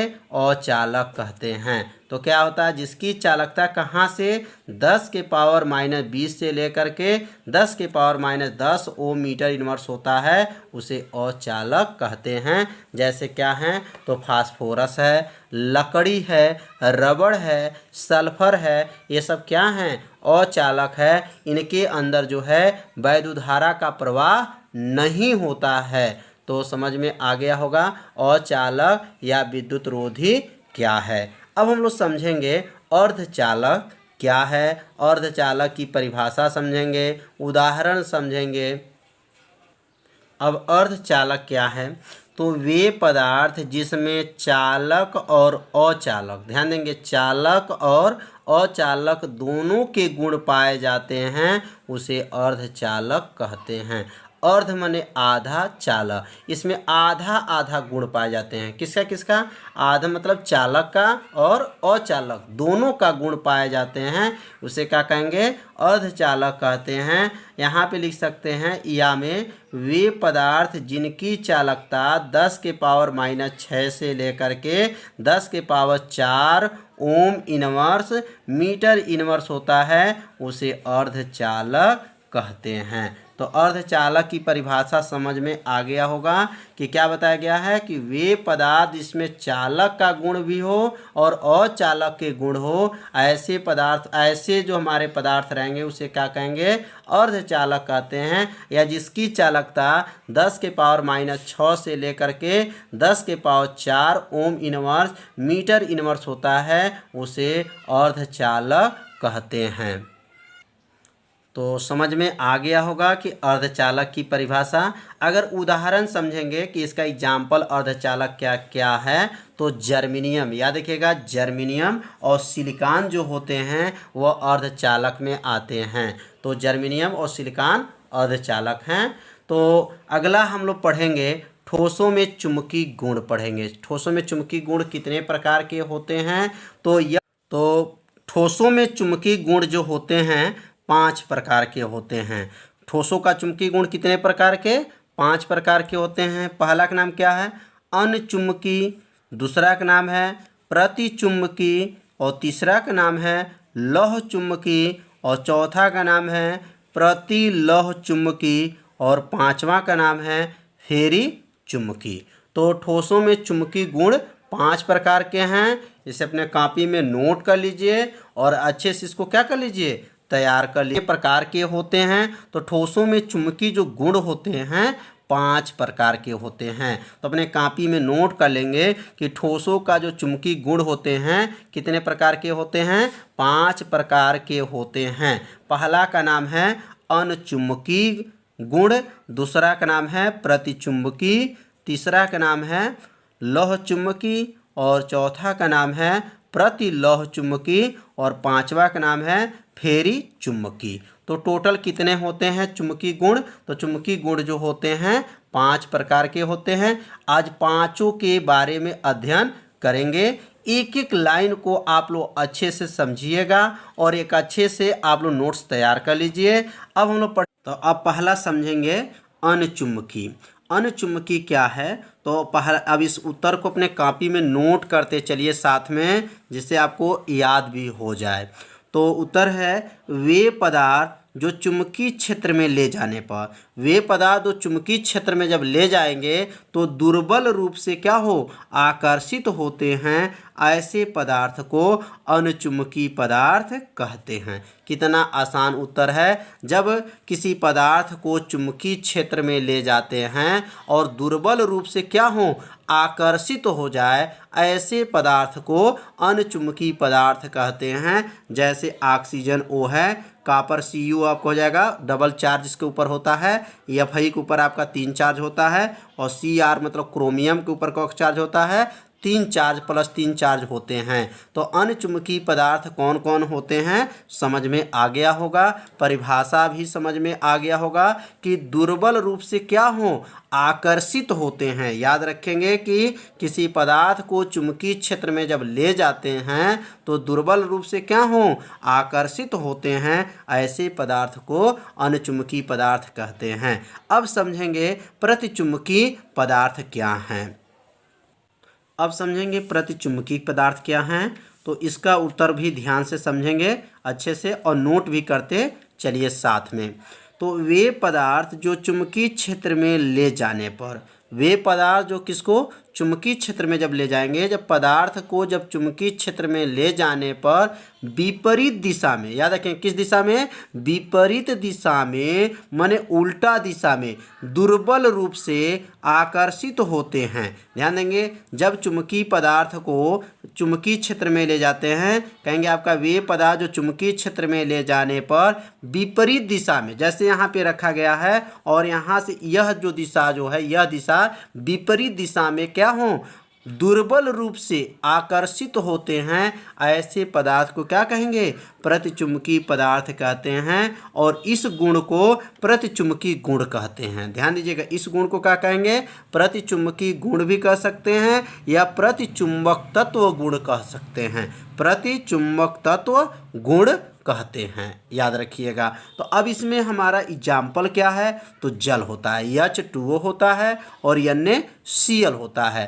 तो यहाँ यह क्या है? तो प्रतिचुंबकीय पदार्थ होते हैं। वे पदार्थ जो चुंबकीय क्षेत्र में ले जाने पर विपरीत दिशा में दुर्बल रूप से क्या होते हैं? आकर्षित होते हैं। ऐसे पदार्थ को प्रतिचुंबकीय पदार्थ कहते हैं। अब हम लोग समझेंगे लौह चुंबकीय। लौह चुंबकीय की परिभाषा ध्यान से समझेंगे। अब लौह चुंबकीय पदार्थ क्या है? तो कहेंगे वे पदार्थ जो चुंबकीय क्षेत्र में ले जाने पर, क्या आप देखेंगे वे पदार्थ जो किसको? चुंबकीय क्षेत्र में ले जाने पर, जब पदार्थ जो हमारे हैं वह चुंबकीय क्षेत्र में जब ले जाएंगे तो प्रबल रूप से, प्रबल मतलब शक्तिशाली रूप से क्या हो जाए? आकर्षित होते हैं। ऐसे पदार्थ को लौह चुंबकीय पदार्थ कहते हैं। तो वे पदार्थ जो चुंबकीय क्षेत्र में जब ले जाएंगे तो प्रबल रूप से आकर्षित होते हैं। ऐसे पदार्थ को क्या कहेंगे? लौह चुंबकीय पदार्थ। तथा इस गुण को लौह चुंबकीय गुण या लौह चुंबक तत्व कहते हैं। तो जैसे क्या होगा? लोहा है, कोबाल्ट है और क्या है? निकिल है। इसमें जो होते हैं प्रबल रूप से क्या होते हैं? आकर्षित होते हैं। जब यह पदार्थ को जब चुंबकीय क्षेत्र में ले जाएंगे तो प्रबल रूप से क्या हो जाएंगे? आकर्षित हो जाते हैं। ऐसे पदार्थ को क्या कहते हैं? लौह चुंबकीय पदार्थ कहते हैं। अब हम लोग समझेंगे प्रतिलौह चुंबकीय पदार्थ क्या है। तो अब यहाँ पे नोट करेंगे अब प्रतिलौह चुंबकीय। अब इसका उत्तर को ध्यान देंगे। वे पदार्थ जो चुंबकीय क्षेत्र में ले जाने पर, वे पदार्थ जो चुंबकीय क्षेत्र में क्या करेंगे? ले जाने पर विपरीत दिशा में, अब यहाँ देखेंगे किस दिशा में? विपरीत दिशा में प्रबल रूप से आकर्षित होते हैं। माने प्रतिचुंबकीय का मतलब एक उल्टा कहेंगे, माने विपरीत दिशा में और बहुत तेजी से क्या करेंगे? आकर्षित होते हैं। ऐसे पदार्थ को क्या कहेंगे? प्रतिलौह चुंबकीय पदार्थ कहते हैं। और इस गुण को प्रतिलौह चुंबकीय गुण या प्रतिलौह चुंबक तत्व गुण कहते हैं। तो प्रतिलौह चुंबकीय का अर्थ समझ में आ गया होगा कि वे पदार्थ जो किस क्षेत्र में ले जाएंगे? चुंबकीय क्षेत्र में ले जाने पर विपरीत दिशा में प्रबल रूप से क्या होते हैं? आकर्षित होते हैं। ऐसे पदार्थ को प्रतिलौह चुंबकीय पदार्थ कहते हैं और इस गुण को प्रतिलौह चुंबक तत्व कहते हैं। जैसे में इसका एग्जाम्पल लिख लेंगे, मैग्नीज ऑक्साइड होता है। क्या होता है? मैग्नीज जो ऑक्साइड होते हैं प्रतिलौह चुंबकीय पदार्थ होते हैं। अब अगला हम लोग पढ़ेंगे फेरी चुंबकीय पदार्थ। फेरी चुंबकीय पदार्थ कौन कौन होते हैं? और लास्ट है, क्योंकि ठोसों में चुंबकीय गुण कितने प्रकार के होते हैं? 5 प्रकार के होते हैं। और ये कितने नंबर तक हम पढ़ चुके? चौथे नंबर तक हम लोग पढ़ चुके। अब लास्ट बचा है फेरी चुंबकीय पदार्थ। तो फेरी चुंबकीय पदार्थ क्या हैं? अब इसका उत्तर को समझेंगे। वे पदार्थ, याद रखेंगे, वे पदार्थ जो किस क्षेत्र में? चुंबकीय क्षेत्र में ले जाने पर लौह चुंबकीय की तुलना में, जब वे पदार्थ जो चुंबकीय क्षेत्र में जब ले जाते हैं तो लौह चुंबकीय के तुलना में, जो लौह चुंबकीय में अभी पढ़े हैं कि प्रबल रूप से क्या होते हैं? आकर्षित होते हैं। तो यहाँ पे लौह चुंबकीय के तुलना में चुंबकीय क्षेत्र द्वारा दुर्बल रूप से, यहाँ पे जो है दुर्बल रूप से, याद रखेंगे, आकर्षित होते हैं। ऐसे पदार्थ को फेरी चुंबकीय पदार्थ कहते हैं। तो लौह चुंबकीय के जो अगर तुलना से चलते हैं, जो चुंबकीय क्षेत्र में उसमें क्या था? प्रबल रूप से था। और इसमें किस रूप से रहेगा? दुर्बल रूप से क्या करते हैं? आकर्षित होते हैं। तो फेरी चुंबकीय पदार्थ समझ में आ गया होगा। अब यहाँ पे थोड़ा सा आगे बढ़ा लेंगे तथा इस गुण को क्या कहेंगे? फेरी चुंबक तत्व का गुण कहते हैं। जैसे में क्या लिख सकते हैं? मैग्नेटिक टाइड होता है। मैग्नेटाइड का सूत्र क्या होता है? Fe3O4 होता है। और अगला जो होता है मैग्नीशियम फेरिक ऑक्साइड होता है। इसका सूत्र क्या होता है? Fe2O4 होता है। ये किसका सूत्र है? Magnesium ferric oxide. ये क्या होते हैं? तो फेरी चुंबकीय पदार्थ होते हैं। तो फेरी चुंबकीय पदार्थ समझ में आ गया है। अब हम लोग पढ़ेंगे बैंड सिद्धांत। तो अब समझेंगे जो बैंड सिद्धांत क्या होते हैं। तो बैंड सिद्धांत को याद रखेंगे, किसी भी तत्व में दो प्रकार के बैंड पाए जाते हैं। याद रखेंगे, किसी भी जो तत्व हैं उसमें बैंड कितने प्रकार के होते हैं? तो दो प्रकार के बैंड पाए जाते हैं। पहला बैंड का नाम है चालन बैंड और दूसरा बैंड का नाम है संयोजी बैंड या संयोजकता बैंड।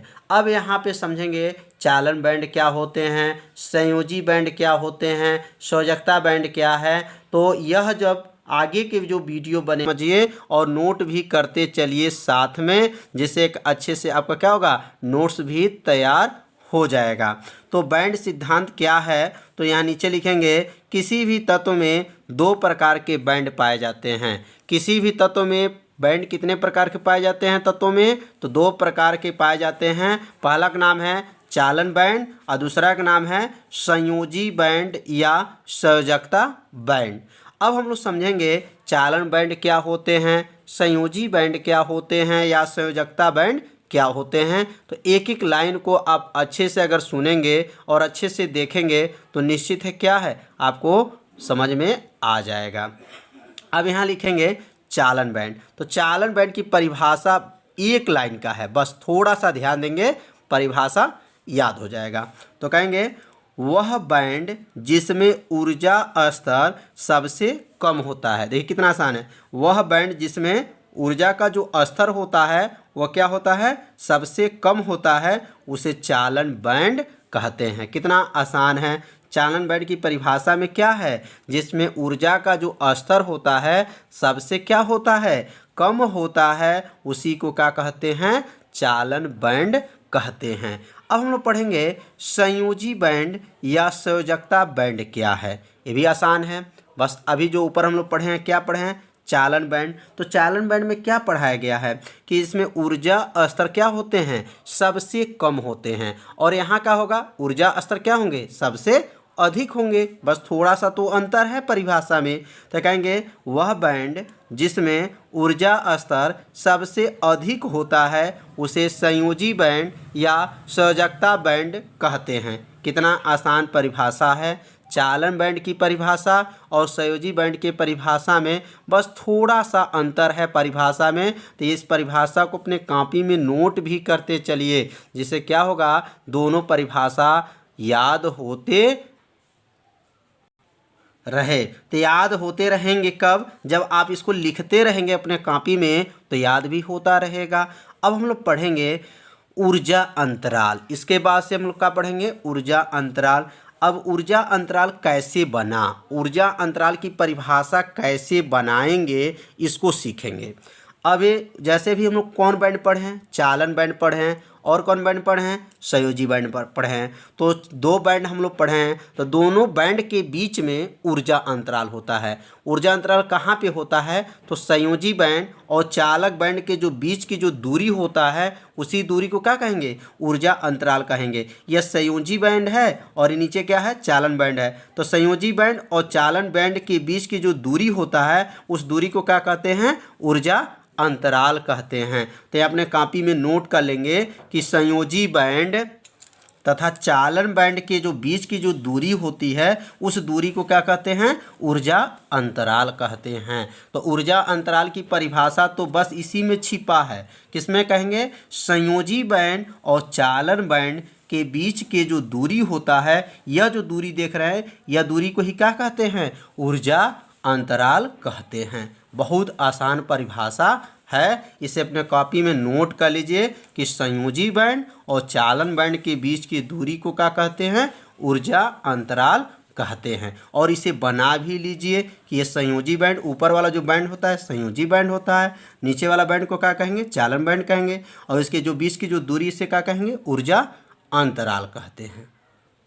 अब हम लोग पढ़ेंगे मोस्ट आईएमपी क्वेश्चन अब आ गया, संयोजी बैंड या संयोजकता बैंड के आधार पर चालक, अचालक तथा अर्धचालक की व्याख्या। यह बहुत आईएमपी क्वेश्चन है। यह क्वेश्चन जो है हमेशा परीक्षा में क्या होता है, पूछा जाता है, इसलिए इसे आप लोग अच्छे से इसको क्या कर लीजिए, तैयार कर लीजिए कि हम लोग व्याख्या कैसे करेंगे, किसके आधार पर, संयोजी बैंड या संयोजकता बैंड के आधार पर चालक की व्याख्या, अचालक की व्याख्या और अर्धचालक की व्याख्या कैसे करेंगे। तो सबसे पहले आज सीखेंगे चालक की पहले व्याख्या सीखेंगे, उसके बाद से अचालक की व्याख्या सीखेंगे। तो चालक की जब व्याख्या करेंगे किसके आधार पर, संयोजकता बैंड के आधार पर। अब यहाँ लिखेंगे चालक की जो व्याख्या है, तो यहाँ लिखेंगे चालकों में संयोजकता बैंड और चालन बैंड के जो बीच जो ऊर्जा अंतराल का मान होता है वह क्या होता है, बहुत कम होता है। किसका किसका मान, जब अभी इसके पहले पढ़े हैं संयोजी बैंड और चालन बैंड के जो बीच का जो दूरी होता है उसे क्या कहते हैं, ऊर्जा अंतराल कहते हैं। तो यहाँ जब हम लोग चालन बैंड की जब व्याख्या करेंगे तो संयोजकता बैंड, यहाँ पहले चित्र को देख लीजिए, जो संयोजकता बैंड और चालन बैंड के जो ये बीच का जो दूरी है, ये दूरी बहुत क्या होती है, कम होती है, बहुत कम होती हैं। और ये कम होने की वजह से इसमें का जो वैद्युत धारा होता है वह किस में चलाता है, चालन बैंड में आसानी से क्या होता है, चला आता है। तो यहाँ व्याख्या में कैसे अपने कॉपी में लिखेंगे, तो लिखेंगे यहाँ पर चालकों में संयोजकता बैंड और चालन बैंड के बीच ऊर्जा अंतराल का जो मान क्या है, बहुत कम होता है, जिसके कारण वैद्युत धारा प्रवाहित करते हैं तो संयोजकता बैंड से मुक्त इलेक्ट्रॉन आसानी से किस में चला जाता है, चालन बैंड में पहुंच जाते हैं। इस प्रकार हम चालक की व्याख्या कर सकते हैं। अर्थात अब यहाँ समझेंगे जो संयोजकता बैंड और चालन बैंड के जो बीच जो कौन है, ऊर्जा अंतराल है, और ऊर्जा अंतराल का मान क्या है, बहुत कम है। और जब बहुत कम होता है तो संयोजकता बैंड से जो वैद्युत धारा जब प्रवाहित करते हैं तो किस में चलाता है, चालन बैंड में आसानी से चला आता है। तो इस प्रकार हम किसकी व्याख्या कर सकते हैं, तो चालक की व्याख्या कर सकते हैं। तो जिसमें ऊर्जा अंतराल का मान जब कम होता है तो चालन होगा। अब ऊर्जा अंतराल का मान अगर अधिक कर दिया जाए तो किसका मान आ जाएगा, अचालक का हो जाएगा। तो अचालक की व्याख्या और चालक की व्याख्या में थोड़ा सा अंतर है। अब हम लोग समझेंगे अचालक की व्याख्या।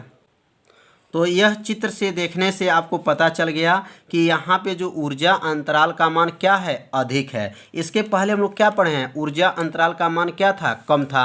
यहाँ देखिए ऊर्जा अंतराल का मान बहुत कम है, इसलिए संयोजकता बैंड से वैद्युत धारा किस में चलाएगा, चालन बैंड में आसानी से चलाएगा। और यहाँ पे जो है संयोजकता बैंड से जो हमारा वैद्युत धारा आसानी से चालक बैंड में नहीं आ पाता है, इसलिए इसको क्या कहेंगे, अचालक की क्या कह सकते हैं, व्याख्या कर सकते हैं। तो इसका उत्तर अपने कॉपी में कैसे लिखेंगे, तो अब यहाँ पे जो है कर्मशः ध्यान देंगे एक एक लाइन को। अब यहाँ लिखाएगा चालकों में, अभी जो ऊपर जैसे लिखे हैं एकदम सेम ऐसे ही लिखेंगे, बस थोड़ा सा परिभाषा अंतर है। अब लिखेंगे चालकों में संयोजकता बैंड और चालन बैंड के जो बीच ऊर्जा अंतराल बहुत अधिक होता है। अब यहाँ पे अधिक की होता है और उसके ऊपर हम लोग क्या लिखे थे, बहुत कम मान, बहुत कम होता है। इसमें इसके ऊपर वाले में बताया गया था कम होता है, और इसमें क्या बताया गया है, इसका ऊर्जा अंतराल का मान बहुत अधिक होता है, जिसके कारण जब वैद्युत धारा प्रवाहित करते हैं तो संयोजकता बैंड से मुक्त इलेक्ट्रॉन चालन बैंड में नहीं पहुंच पाते हैं। इस प्रकार हम अचालक की क्या कर सकते हैं, व्याख्या कर सकते हैं। इसका मतलब क्या हुआ कि संयोजकता जो बैंड है और चालन बैंड है उसके बीच में जो ऊर्जा अंतराल का जो मान है यह मान अधिक है। जब मान अधिक है तो संयोजकता बैंड से जो वैद्युत धारा प्रवाहित करेंगे तो यह वैद्युत धारा जो है चालन बैंड में नहीं पहुंच पाता है। आसानी से इसमें जब नहीं पहुंच पाएगा तो किसकी व्याख्या करेंगे, अचालक की व्याख्या करेंगे। अगर यह ऊर्जा अंतराल का मान एकदम कम है, बहुत कम है तो इसमें क्या होगा, वैद्युत धारा का प्रवाह आसानी से हो जाएगा। और जब आसानी से होगा तो किसकी व्याख्या करेंगे, चालक की व्याख्या करेंगे। तो चालक की व्याख्या और अचालक की व्याख्या समझ में आ गया होगा। अब हम लोग पढ़ेंगे अर्धचालक की व्याख्या पढ़ेंगे। तो अर्धचालक की पहले व्याख्या को अच्छे से इसके समझेंगे, एक एक लाइन। जहाँ दिक्कत है वहाँ जरूर आप लोग क्या करेंगे, कमेंट करेंगे। तो इसका जो हम लोग इसका उत्तर पहले समझेंगे, परम शून्य ताप पर। परम शून्य ताप किसे कहते हैं? तो केल्विन पैमाना पे मापे गए न्यूनतम ताप को क्या कहते हैं? परम शून्य ताप कहते हैं। क्लास 9th में आप लोग पढ़े होंगे कि केल्विन पैमाना पे मापे गए न्यूनतम ताप को क्या कहते हैं? परम शून्य ताप कहते हैं।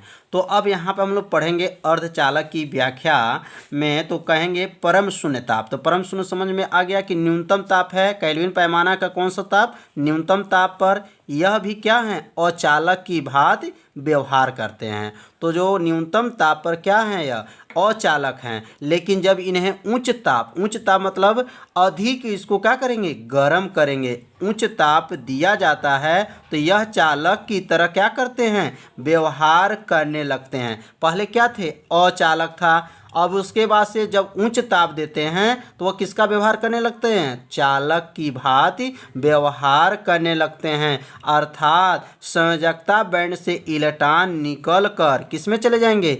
चालन बैंड में प्रवेश कर जाते हैं। तो किस में से निकलेंगे? संयोजकता बैंड से जो इलेक्ट्रॉन निकलते हैं और चालन बैंड में क्या होते हैं? पहुंच जाते हैं। इस प्रकार यह किसकी भांति व्यवहार करेंगे? तो चालक की भांति व्यवहार करते हैं। इसलिए यह कहा जा सकता है कि इनमें दो गुण पाए जाते हैं। तो इस प्रकार से यह क्या हैं? अर्धचालक कहलाते हैं। तो शुरुआत में जो हैं अचालक थे। अचालक का मतलब उसमें वैद्युत धारा का प्रवाह नहीं हो रहा था, लेकिन इसे जब उच्च ताप पे जब गर्म करते हैं तो वह किसकी भांति व्यवहार करने लगते हैं? चालक की भांति व्यवहार करने लगते हैं। अर्थात संयोजकता बैंड से इलेक्ट्रॉन निकल करके किस बैंड में आ जाते हैं? चालन बैंड में प्रवेश कर जाते हैं। इसमें ऊर्जा अंतराल का मान क्या होगा? तो यहाँ ऊर्जा अंतराल का मान पहले जो है अधिक होगा और उसके बाद जब उसको गर्म करते हैं तो इसमें ऊर्जा अंतराल का मान तब क्या हो जाएगा? कम हो जाएगा, जिससे संयोजकता बैंड का इलेक्ट्रॉन निकल करके किस में चला जाएगा? चालन बैंड में प्रवेश कर जाता है। तो इसमें दो प्रकार के गुण पाए जाते हैं, चालक का और अचालक का। तो समझ में आ गया होगा कि अर्धचालक की व्याख्या कैसे हुआ। अब हम लोग पढ़ेंगे अर्धचालक के प्रकार। अर्धचालक कितने प्रकार के होते हैं? तो याद रखेंगे अर्धचालक दो प्रकार का होता है। अर्धचालक कितने प्रकार के? दो प्रकार के होते हैं। अब यह अर्धचालक की जो परिभाषा समझेंगे तो क्लास 12 में ही फिजिक्स में अर्धचालक चैप्टर है, उसमें अध्याय जो आप लोग पढ़ेंगे आगे चल के तो उसमें ज़्यादा विस्तार रूप से पढ़ना है। यहाँ पे बस थोड़ा सा इसके बारे में चर्चा करना है कि अर्धचालक कितने प्रकार के होते हैं और उनके दोनों प्रकारों के बारे में थोड़ा सा पढ़ना है। और इसके विशाल अगर पढ़ना चाहते हैं, विशाल में जानकारी रखना चाहते हैं तो फिजिक्स में अर्धचालक चैप्टर दिया गया है, उसमें जा कर के आप पढ़ सकते हैं। तो अर्धचालक जो होते हैं दो प्रकार का होता है। पहला है पी टाइप अर्धचालक होता है। क्या होता है? पी टाइप अर्धचालक। और दूसरा जो होता है एन टाइप अर्धचालक होता है। अब हम लोग पढ़ेंगे पी टाइप अर्धचालक क्या होते हैं और एन टाइप अर्धचालक क्या होते हैं। तो अब यहाँ लिखेंगे पी टाइप अर्धचालक। अगर पी टाइप अर्धचालक आपको याद हो गया तो समझिए एन टाइप अर्धचालक की परिभाषा भी क्या हो जाएगा? याद हो जाएगा। बस थोड़ा सा परिभाषा में बदलाव है। तो इसका उत्तर ध्यान से सुनेंगे। वे अर्धचालक, ध्यान देंगे, वे अर्धचालक जिसमें तीन संयोजकता, क्या कहेंगे? तीन संयोजकता अपद्रव्य पदार्थ मिलाए जाते हैं, इस प्रकार के अर्धचालक को पी टाइप अर्धचालक कहते हैं। तो वे अर्धचालक जिसमें तीन संयोजकता अपद्रव्य पदार्थ मिलाए जाते हैं। तो यहाँ पे तीन अपद्रव्य पदार्थ का मतलब क्या है? जैसे यहाँ B5, इसका मतलब ये हो गया बोरान। बोरान का परमाणु जो क्रमांक होता है कितना होता है? 5 होता है। तो 5 का इलेक्ट्रॉनिक विन्यास क्या होगा? तो 2,3। इसका मतलब पहला कक्षा में 2 इलेक्ट्रॉन भरते हैं, उसके बाद से दूसरा कक्षा में 8 इलेक्ट्रॉन भरते हैं। लेकिन यहाँ पे टोटल इलेक्ट्रॉन कितना है? 5 है। तो यहाँ पे पहले पहला कक्षा में 2 इलेक्ट्रॉन रख देंगे और लास्ट में कितना इलेक्ट्रॉन रखेंगे? तो 3 इलेक्ट्रॉन रखेंगे। तो इसमें लास्ट में कितने इलेक्ट्रॉन आ रहे हैं? 3 इलेक्ट्रॉन आ रहे हैं। तो इसलिए कौन सा टाइप मानेंगे? पी टाइप अर्धचालक मानेंगे। जैसे यहाँ एल्युमिनियम, एल्युमिनियम का क्या होता है, परमाणु क्रमांक 13 होता है। तो इसका इलेक्ट्रॉनिक जब विन्यास निकालेंगे तो पहला कक्षा में 2 इलेक्ट्रॉन, दूसरा में 8 इलेक्ट्रॉन और तीसरा में तब क्या भरेंगे 3 इलेक्ट्रॉन, क्योंकि तीसरा में 18 इलेक्ट्रॉन होता है। लेकिन यहाँ 18 इलेक्ट्रॉन नहीं रखेंगे क्योंकि टोटल इलेक्ट्रॉन कितने हैं, 13 इलेक्ट्रॉन हैं। तो पहला कक्षक में 2 इलेक्ट्रॉन भर गया, दूसरे कक्षक में 8 इलेक्ट्रॉन, ये भी क्या हो गया, भर गया। और तीसरे कक्षक में जो है 3 इलेक्ट्रॉन, यह कक्षक पूरा अभी भरा नहीं है। तो इसमें भी लास्ट में कितने इलेक्ट्रॉन आ गए, 3। और इसमें भी अब जो देखेंगे बोरान में भी कितने इलेक्ट्रॉन है लास्ट में, 3। इसलिए कौन टाइप मानेंगे, इसको पी टाइप अर्धचालक मानते हैं, क्योंकि यहाँ पे क्या लिखा गया, 3 संयोजकता अपद्रव्य पदार्थ। यहाँ 3 संयोजकता अपद्रव्य पदार्थ मिलाए जाते हैं, इस प्रकार के अर्धचालक को पी टाइप अर्धचालक कहते हैं। अब समझेंगे एन टाइप अर्धचालक क्या है। अब बस थोड़ा सा ध्यान देंगे, यहाँ 3 संयोजकता, और जहाँ 3 संयोजकता बोले हैं उसी की जगह पे सिर्फ 5 संयोजकता, बस बोलेंगे क्या बोलेंगे, 5 संयोजकता। सेम उत्तर आपका है। तो इसमें लिखेंगे वे अर्धचालक जिसमें 5 संयोजकता अपद्रव्य पदार्थ मिलाए जाते हैं उसे एन टाइप अर्धचालक कहते हैं। तो पी टाइप में 3 संयोजकता अपद्रव्य और एन टाइप में 5 संयोजकता अपद्रव्य पदार्थ मिलाए जाते हैं, इसे एन टाइप अर्धचालक कहते हैं। जैसे यहाँ पे फास्फोरस का जो परमाणु क्रमांक जो होता है 15 होता है। फास्फोरस का परमाणु क्रमांक कितना होता है, 15 होता है। तो इसको कैसे भरेंगे, 2, पहले कक्षक में 2 इलेक्ट्रॉन, दूसरे कक्षक में 8 इलेक्ट्रॉन और तीसरे कक्षक में 5। तो 8 और 2 10, 5 मिलके क्या हो गया 15। इसके लास्ट क्लास में कितने इलेक्ट्रॉन हो रहे हैं, 5। यहाँ लिखेंगे आर्सेनिक जो होते हैं, आर्सेनिक का एस होता है आपका, इसका परमाणु क्रमांक 33 होता है। तो पहला कक्षक में 2 इलेक्ट्रॉन, दूसरे के में 8 इलेक्ट्रॉन, तीसरे में 18 इलेक्ट्रॉन और 18 भरने के बाद से चौथे में कितने भर रहे हैं, 5। इसको जोड़ेंगे तो कितने इलेक्ट्रॉन होंगे, 33 इलेक्ट्रॉन होंगे। तो इसके भी लास्ट में देखेंगे यहाँ क्या है, 5, इसमें भी लास्ट में आया और इसमें भी देखेंगे 5 लास्ट में इसमें भी आ गया। तो क्या लिखेंगे, इसमें 5 संयोजकता अपद्रव्य पदार्थ क्या हैं, मिलाए जाते हैं, इसी को क्या कहेंगे, इसे एन टाइप अर्धचालक कहते हैं। तो आज का पढ़ाई जो है हुआ आप लोग को समझ में आ गया होगा। अब कल का जो पढ़ाई आज हम लोग समझेंगे सरल एक कोष्टिका एससीसी की संकुलन दक्षता कैसे गणना किया जाता है। एक एक लाइन को अपने कॉपी में नोट करते चलिएगा और अच्छे से चित्र को भी बना लीजिएगा। तो आज हम लोग पहला पढ़ेंगे सरल एक एक कोष्टिका में। तो सबसे पहले देखेंगे ये जो आपका घन आकृति बना है, तो इसमें 2 जो गोले हैं उसके कोने पर हैं और दोनों गोले जो हैं एक दूसरे के क्या कर रहे हैं, स्पर्श कर रहे हैं। यहाँ से यहाँ तक जो देख रहे हैं, यहाँ से यहाँ तक ये क्या है, तो घन का जो है भुजा है। और यहाँ से यहाँ तक जो देखेंगे ये गोले की क्या है, त्रिज्या है। यहाँ से यहाँ तक गोले की क्या है, त्रिज्या है। तो गोले की त्रिज्या किससे दिखाते हैं, आर से। और यहाँ भी गोले की त्रिज्या क्या हो जाएगा, आर से। अब यहाँ से पूछा जाए घन का भुजा कितना है, तो घन का भुजा कितना होगा, तो r प्लस आर दोनों को जोड़ लेंगे तो 2r जो है ये घन का क्या हो जाएगा, भुजा बन जाएगा। तो यहाँ पहले लिखेंगे माना, तो यहाँ लिख लेंगे माना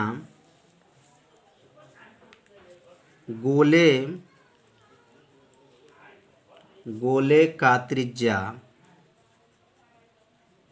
गोले का त्रिज्या, तो गोले की त्रिज्या इसमें क्या है, r है। तो गोले की त्रिज्या क्या लिख देंगे, r, तथा कोष्टिका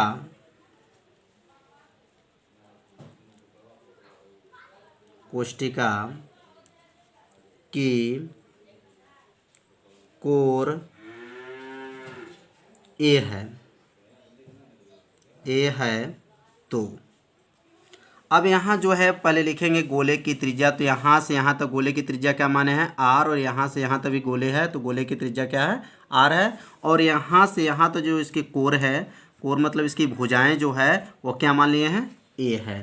तो a कितने के बराबर होगा, तो यहाँ जो a कितने के बराबर होगा, तो a जो बराबर होगा r प्लस आर के क्या होगा, r प्लस आर के बराबर होगा, क्योंकि यहाँ से यहाँ तक a है और a में r और r इसमें क्या है, 2 भाग है। तो r प्लस r लिख लेंगे तो a बराबर क्या हो जाएगा, 2r। तो समझ में आ गया होगा कि a बराबर क्या आ गया, 2r आ गया। अब सरल एक एक कोष्टिका में जेड का नाम परमाणुओं की संख्या, इसमें कितना होता है तो इसके पहले वाले वीडियो में बताया गया है कि सरल एक एक कोष्टिका में परमाणुओं की संख्या जो होता है एक होता है। परमाणु की संख्या कितना होता है? एक होता है। अब यहाँ लिखेंगे सूत्र, लिखेंगे संकुलन दक्षता का सूत्र क्या है, तो यहाँ लिख देंगे संकुलन दक्षता बराबर, सूत्र को आप लोग अच्छे से याद कर लीजिएगा। संकुलन दक्षता का सूत्र होता है जेड गुणे गोले का आयतन बटा घन का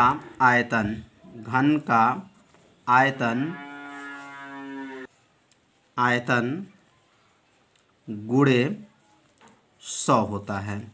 ये किसका सूत्र है? तो संकुलन दक्षता का सूत्र होता है जेड गुणे गोले का आयतन बटा घन का आयतन गुणे 100। अब यहाँ मान भरेंगे।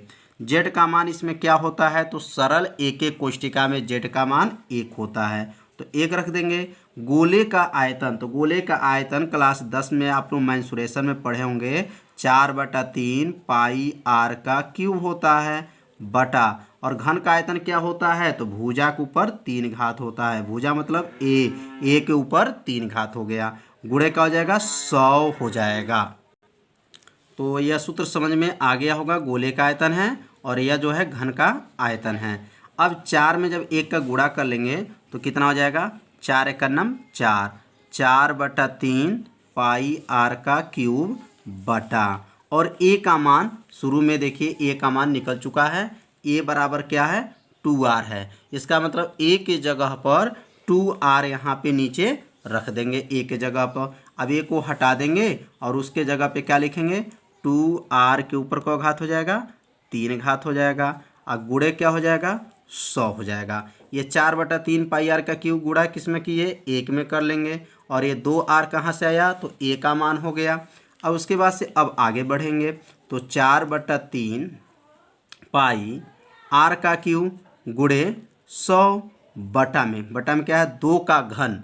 जब 2 का घन करेंगे तो 2 दूना 4 दूना 8, यहाँ 8 हो जाएगा और आर का क्यू हो जाएगा। अब यहाँ चाहे तो आर का क्यू से आर का क्यू को क्या कर देंगे? काट देंगे। आर का क्यू खत्म हो गया, कट गया। अब बचेगा क्या? तो बचेगा क्या? 4/3 बचेगा, पाई बचेगा, गुणे 100 बचेगा बटा, और नीचे का बचेगा 8 बचेगा। अब यहाँ जो है पाई का मान रख देंगे, और यहाँ 8 किसके पास चला जाएगा? तो 8 जो है 3 के पास चला जाएगा। 8 किसके पास जाएगा? तो 3 के पास चला जाएगा। तब क्या हो जाएगा? 4 गुणे 3.14 गुणे 100 बटा, और नीचे 3 गुणे का हो जाएगा 3 गुणे 8 हो जाएगा। फिर इसके बाद से आगे बढ़ेंगे। अब इसमें जो है 100 से गुणा करेंगे 3.14 में, और 4 का गुणा करेंगे, या 4 से 8 को काट सकते हैं। 4 दूना 8 कितने बार में गया है? 2 बार में गया है। अब ये जब 100 से गुणा करेंगे 3.14 में, तो इसका दशमलव का हो जाएगा? हट जाएगा, 314 हो गया बटा, और नीचे 3 दूना कितना हो गया? 6 हो गया। अब 6 से जो है 314 में जब भाग कर देंगे तो आंसर कितना आ जाएगा? तो 52.4%। तो ये किसका मान निकल गया? तो एक सरल एक एक कोष्टिका SCC का संकुलन दक्षता कितना होता है? तो याद रखिएगा 52.4% होता है। अपने कॉपी में इसे ज़रूर एक बार नोट करिए और इसे अच्छे से तैयार करिए, क्योंकि ऐसे क्वेश्चन जो है हर साल के पेपर में पूछा जाता है। अब हम अगला जो हम लोग पढ़ेंगे संकुलन दक्षता, फलक केंद्रीय एक एक कोष्टिका का संकुलन दक्षता के बारे में अब अध्ययन करेंगे। अब फलक केंद्रीय घनी एक एक कोष्टिका, इसको क्या कहते हैं? FCC का संकुलन दक्षता की गणना करेंगे। तो अब यहाँ पे जो चित्र देख रहे हैं, यह चित्र जो आकृति जो बना हुआ है वर्ग है, और इस वर्ग में यहाँ से ध्यान देंगे, यहाँ से यहाँ तक जो देख रहे हैं इसमें जो विकर्ण है, विकर्ण में ध्यान देंगे, इसमें 3 गोले हैं। एक गोला है, 2 गोला है और 3 गोला है। तीनों गोला का नाम क्रमशः क्या लिखा गया है? A है, यह B है और C है। तो यहाँ A का जो त्रिज्या क्या है? तो आर होगा, और बी जो है पूरा गोला है इसके बीच में है, तो इसलिए इसमें टोटल का मान व्यास लेंगे, व्यास का मतलब 2r लिया जाएगा, और इसमें जो है केवल r का मान लेंगे। तो यहाँ से और यहाँ तक r, और यहाँ से यहाँ तक 2r, और यहाँ से यहाँ तक r, तो इसका मतलब टोटल कितना हमारा हो जाएगा 4r होगा। कितना होगा 4r, यहाँ से लेकर के वर्ग का क्या हो जाएगा, यह विकर्ण होगा। तो सबसे पहले लिखेंगे माना, क्या लिखेंगे माना, माना गोले की त्रिज्या, माना गोले की त्रिज्या, त्रिज्या किससे दिखाते हैं, तो त्रिज्या r से प्रदर्शित करते हैं। माना गोले की त्रिज्या क्या है, r है। उसके बाद लिखेंगे वर्ग का विकर्ण, वर्ग का विकर्ण, तो विकर्ण कितने के यहाँ बराबर है, तो यहाँ से यहाँ तक क्या है r होगा, तो r हो गया प्लस, और यहाँ से यहाँ तक पूरा गोला है, इसने क्या लिखेंगे 2r लिखेंगे, क्या लिखेंगे 2r प्लस है, यहाँ से जो है आपका यहाँ से यहाँ तक जो देख रहे हैं यह आपका r हो जाएगा। तो एक बार और ध्यान देंगे, गोला A के लिए r का प्रयोग, B के लिए 2r और C के लिए r का प्रयोग करेंगे। अब एक वर्ग का विकर्ण, तब वर्ग का विकर्ण का सूत्र क्या होता है, तो वर्ग का विकर्ण का सूत्र होता है भुजा कर्णी में 2 होता है। अगर नहीं जानते होंगे सूत्र तो याद रखिएगा कि वर्ग का विकर्ण सूत्र होता है भुजा कर्णी में 2 होता है, बराबर 2r और एक में 3r, और ये मिलकर के कितना होगा 4r, टोटल 4r हो गया। अब भुजा बराबर क्या होगा, तो यहाँ लिखेंगे भुजा बराबर 4r बटा नीचे क्या चला जाएगा, कर्णी में 2 चला जाएगा। अब यहाँ परिमेयकारी गुणक कर लेंगे, परिमेयकारी गुणक मतलब कर्णी 2 से ऊपर नीचे क्या करेंगे, गुणा कर लेंगे। अब यहाँ लिखेंगे भुजा बराबर, अब 4 का गुणा जब कर्णी 2 में करेंगे तो कितना होगा 4 कर्णी में 2r बटा कर्णी 2 का गुणा जब कर्णी 2 में करेंगे तो कर्णी को क्या कर देते हैं, हटा देते हैं, कर्णी हट जाएगा, तो 2 हो गया। अब यहाँ लिखेंगे भुजा बराबर, अब ये 2 से किसको काट देंगे, 4 को काट देंगे, तो 2 दूना 4, 2 दूना 4 कितने बार में गया है, तो 2 बार में गया। तो भुजा कितना आ गया 2 कर्णी में 2r, किसका मान है, भुजा का मान कितना आ गया 2 कर्णी में 2r, इसको समीकरण नंबर 1 मान लीजिए।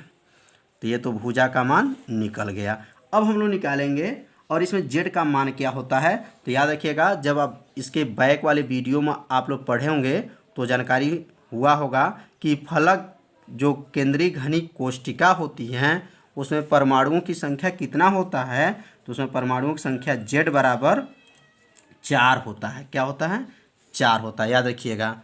तो फलक केंद्रीय घनिक एक एक कोष्टिका या EFCC में परमाणुओं की संख्या क्या होता है, तो 4 होता है। अब यहाँ नीचे जो लिखेंगे संकुलन दक्षता का सूत्र लिखेंगे, संकुलन दक्षता का सूत्र, संकुलन दक्षता का सूत्र क्या होता है, तो संकुलन दक्षता बराबर होता है जेड गुणे गोले का आयतन, गोले का आयतन बटा, गोले का आयतन बटा घन का आयतन होता है, घन का आयतन गुणे 100 होता है। ये इसके बैक वाले में भी बताया गया है। संकुलन दक्षता का सूत्र जेड गुणे गोले का आयतन बटा घन का आयतन गुणे क्या होता है 100 होता है। अब यहाँ पे मान भरेंगे, तो जेड का मान इसमें क्या है, तो जेड का मान क्या है 4 है, तो जेड का मान क्या भरेंगे 4, और गोले का आयतन क्या होता है 4/3 पाई r का क्यू होता है, और घन का आयतन का सूत्र क्या होता है, भुजा के ऊपर कौ घात होता है, तो भुजा के ऊपर 3 घात होता है, गुणे कितना हो गया 100, तो गुणे यहाँ का लिखेंगे 100 लिख लेंगे। अब उसके बाद से 4 में जब 4 का गुणा करेंगे तो कितना होगा 4 चौको 16, 16 हो जाएगा, पाई हो जाएगा r के ऊपर 3 घात गुणे 100/3 पूरे का बटा और भुजा, तो भुजा का मान कितना है, तो यहाँ समीकरण 1 में देखेंगे तो भुजा का मान क्या है 2 करनी में 2 आर है। इस भुजा के जगह पे लिखेंगे 2 करनी में 2 आर के ऊपर क घात 3 घात लिख देंगे। अब क्या होगा 16 पाई आर का क्यू गुणे 100 बटा 3 बटा, अब देखेंगे 2 का जब गुणा जब 3 बार करेंगे तो 2 दूना 4 दूना 8, यह 8 हो जाएगा। और करनी 2 का गुणा जब 3 बार करेंगे करनी 2 करनी 2 करनी 2 करेंगे तो कितना होता है 2 करनी में 2 होता है। और यहाँ का लिखेंगे आर के ऊपर 3 घात। एक बार यहाँ पर अच्छे से समझेंगे। 2 का गुणा जब 3 बार करेंगे तो कितना होगा 8, और करनी 2 का गुणा जो है 3 बार करेंगे तो यहाँ पे गुणा करके चेक कर लिया जाए। करनी 2 और करनी में 2, यह जब 3 बार करेंगे तो ये करनी 2 मिलके क्या होता है तो 2 हो जाएगा, करनी में 2। तो 2 करनी 2 कहाँ से आया समझ में आ गया होगा। आर का क्यू से आर का क्यू को क्या कर देंगे, यहाँ आर का क्यू से आर का क्यू को काट देंगे। अब जो बचेगा ये 8 दूना क्या होगा 16, और 16 कहाँ चला जाएगा 3 के पास चला जाएगा।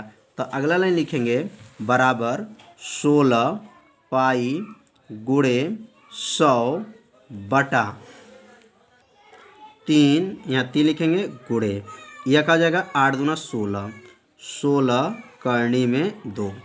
अब 16 से जो है 16 से 16 का हो गया कट गया। जब 16 से 16 काट देंगे अब बताए यहाँ ऊपर क्या बचेगा, तो ऊपर जो बचाया पाई बचा, क्या बचेगा पाई गुणे 100 बचेगा, 100 बटा, और नीचे क्या बचेगा 3 करनी में 2 बचा।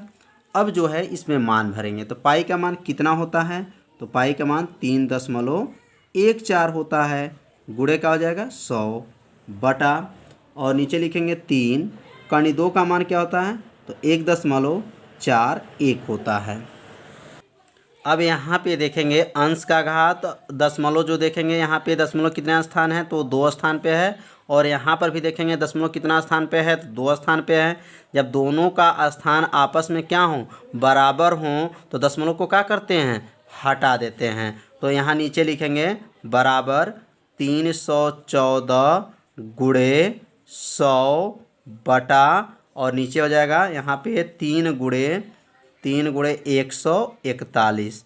यह 1.41 किसका मान है तो करनी 2 का मान होता है, याद रखिएगा 1.41 होता है। अब यहाँ का दशमलव और ऊपर का दशमलव देख रहे हैं दोनों दशमलव का हो गया हट गया। अब जब 100 से गुणा कर लेंगे तो कितना हो जाएगा 314 था ना, इसके आगे को जीरो बढ़ा देंगे 2 जीरो बढ़ा देंगे तो 31,400 हो जाएगा। और नीचे 3 से जब इसमें गुणा कर लेंगे तो 3 एकन्नम 3, 3 चौको 12 को 2, और 3 एकम 3 एक 4, 423 हो गया। अब 31,400 में 400 जब 23 से भाग कर देंगे तो लगभग कितना परसेंट आ जाएगा 74% आ जाएगा। तो समझ में आ गया होगा फलक केंद्रीय घनी एक एक कोष्टिका या एफसीसी में संकुलन दक्षता कितना होता है तो 74% होता है। अब तीसरा जानेंगे अंतः केंद्रीय एक एक कोष्टिका, इसको क्या कहते हैं बीसीसी का संकुलन दक्षता। तो यहाँ बीसीसी का संकुलन दक्षता की गणना कैसे करेंगे, तो अब यहाँ देखेंगे यह विकर्ण जो देख रहे हैं बीच में जो है यहाँ से एक गोला है, इसके बीच में एक गोला है और यहाँ एक गोला है। तो यहाँ ए गोला और यहाँ देखेंगे यह गोला में इसकी त्रिज्या क्या है तो इसकी त्रिज्या यहाँ से आर, और यह पूरा लिखेंगे 2r, और यहाँ से फिर से r। तो यहाँ पर भी 3 गोला है, तो तीनों गोला में आपका टोटल त्रिज्या इसमें क्या होगा या टोटल दूरी कहेंगे, इसमें टोटल दूरी कितना है तो r, और यह 2r और इसमें r, तो मिला करके कितना हो जाएगा 4r इसमें भी होगा। तो यहाँ सबसे पहले लिखेंगे माना गोले की त्रिज्या, माना गोले की त्रिज्या r है, गोले की त्रिज्या क्या है r है, और घन का जो विकर्ण है यह घन है, जो आकृति बना है यह क्या है घन है। इसके पहले क्या था वर्ग था, तो अब यहाँ लिखेंगे घन का विकर्ण, घन का विकर्ण कितने के बराबर होगा, तो यहाँ से यहाँ तो इस गोले में त्रिज्या का लेंगे r, और यह पूरा गोला है, इसमें क्या लिखेंगे 2r है। इसके बाद से यहाँ से लेकर के यहाँ तक की जो त्रिज्या है उसको क्या लिखेंगे r। और घन का विकर्ण, तो घन का विकर्ण का सूत्र क्या होता है, तो भुजा कर्णी में 3 होता है। देखिए वर्ग का विकर्ण भुजा कर्णी में 2 होता है, और घन का विकर्ण होता है भुजा कर्णी में 3 होता है। टोटल को जोड़ेंगे तो कितना r हो जाएगा 4r है। इसके बाद क्या लिखेंगे भुजा बराबर, अब यहाँ क्या होगा 4r बटा कर्णी में 3। तो समझ में आ गया होगा भुजा का मान कितना आ गया, तो 4r बटा कर्णी में 3 आया। अब क्या लिखेंगे z बराबर, z का नाम क्या है परमाणुओं की संख्या। तो अंतः केंद्रीय एक एक कोष्टिका में परमाणुओं की संख्या कितना होता है, तो परमाणुओं की संख्या 2 होता है। अब यहाँ सूत्र लिखेंगे संकुलन दक्षता का, तो संकुलन दक्षता बराबर सूत्र होता है z गुणे गोले का आयतन, गोले का आयतन हो जाएगा बटा घन का आयतन। तो घन का आयतन गुणे क्या होता है, गुणे 100 होता है। अब यहाँ पे z का मान क्या भरेंगे, तो z का मान 2 भरेंगे।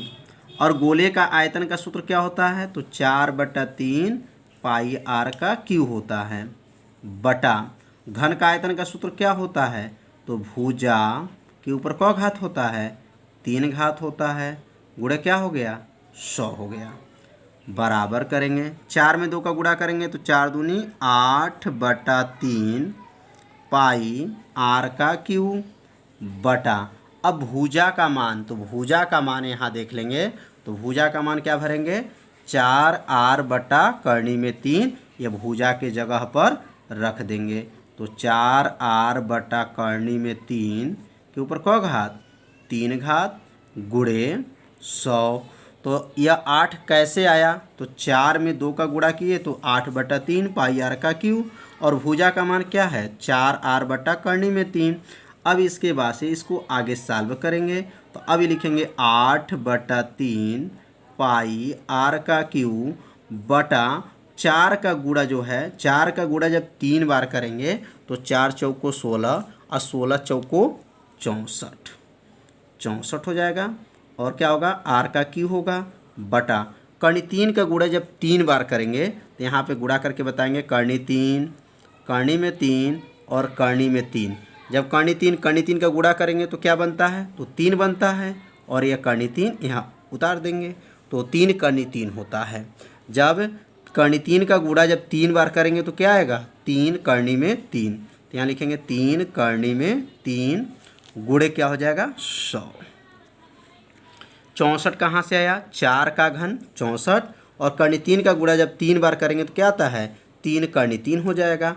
उसके बाद से यहाँ r का क्यू से r का क्यू को क्या कर देंगे, काट देंगे। अब बचेगा क्या, अब बचेगा यहाँ पर नीचे लिखेंगे। अब यह नीचे वाला जो मान है वो सबसे ऊपर कर सकते हैं, यह मान को सबसे ऊपर, और 64 यहाँ चला जाएगा तो क्या आ जाएगा 8 गुणे 100, 8 गुणे पाई गुणे 100 ऊपर है।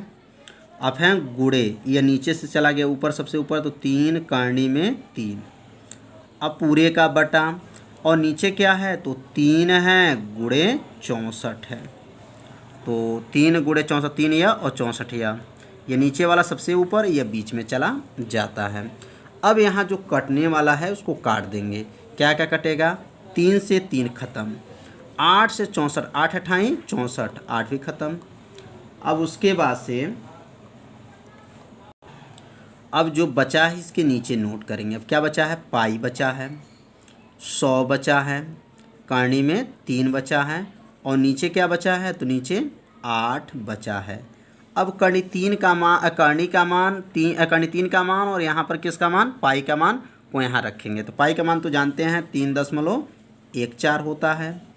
और यहाँ का हो जाएगा 100 और कर्ण 3 का मान 1.73 होता है। बटा कर लेंगे और नीचे क्या लिखेंगे 8।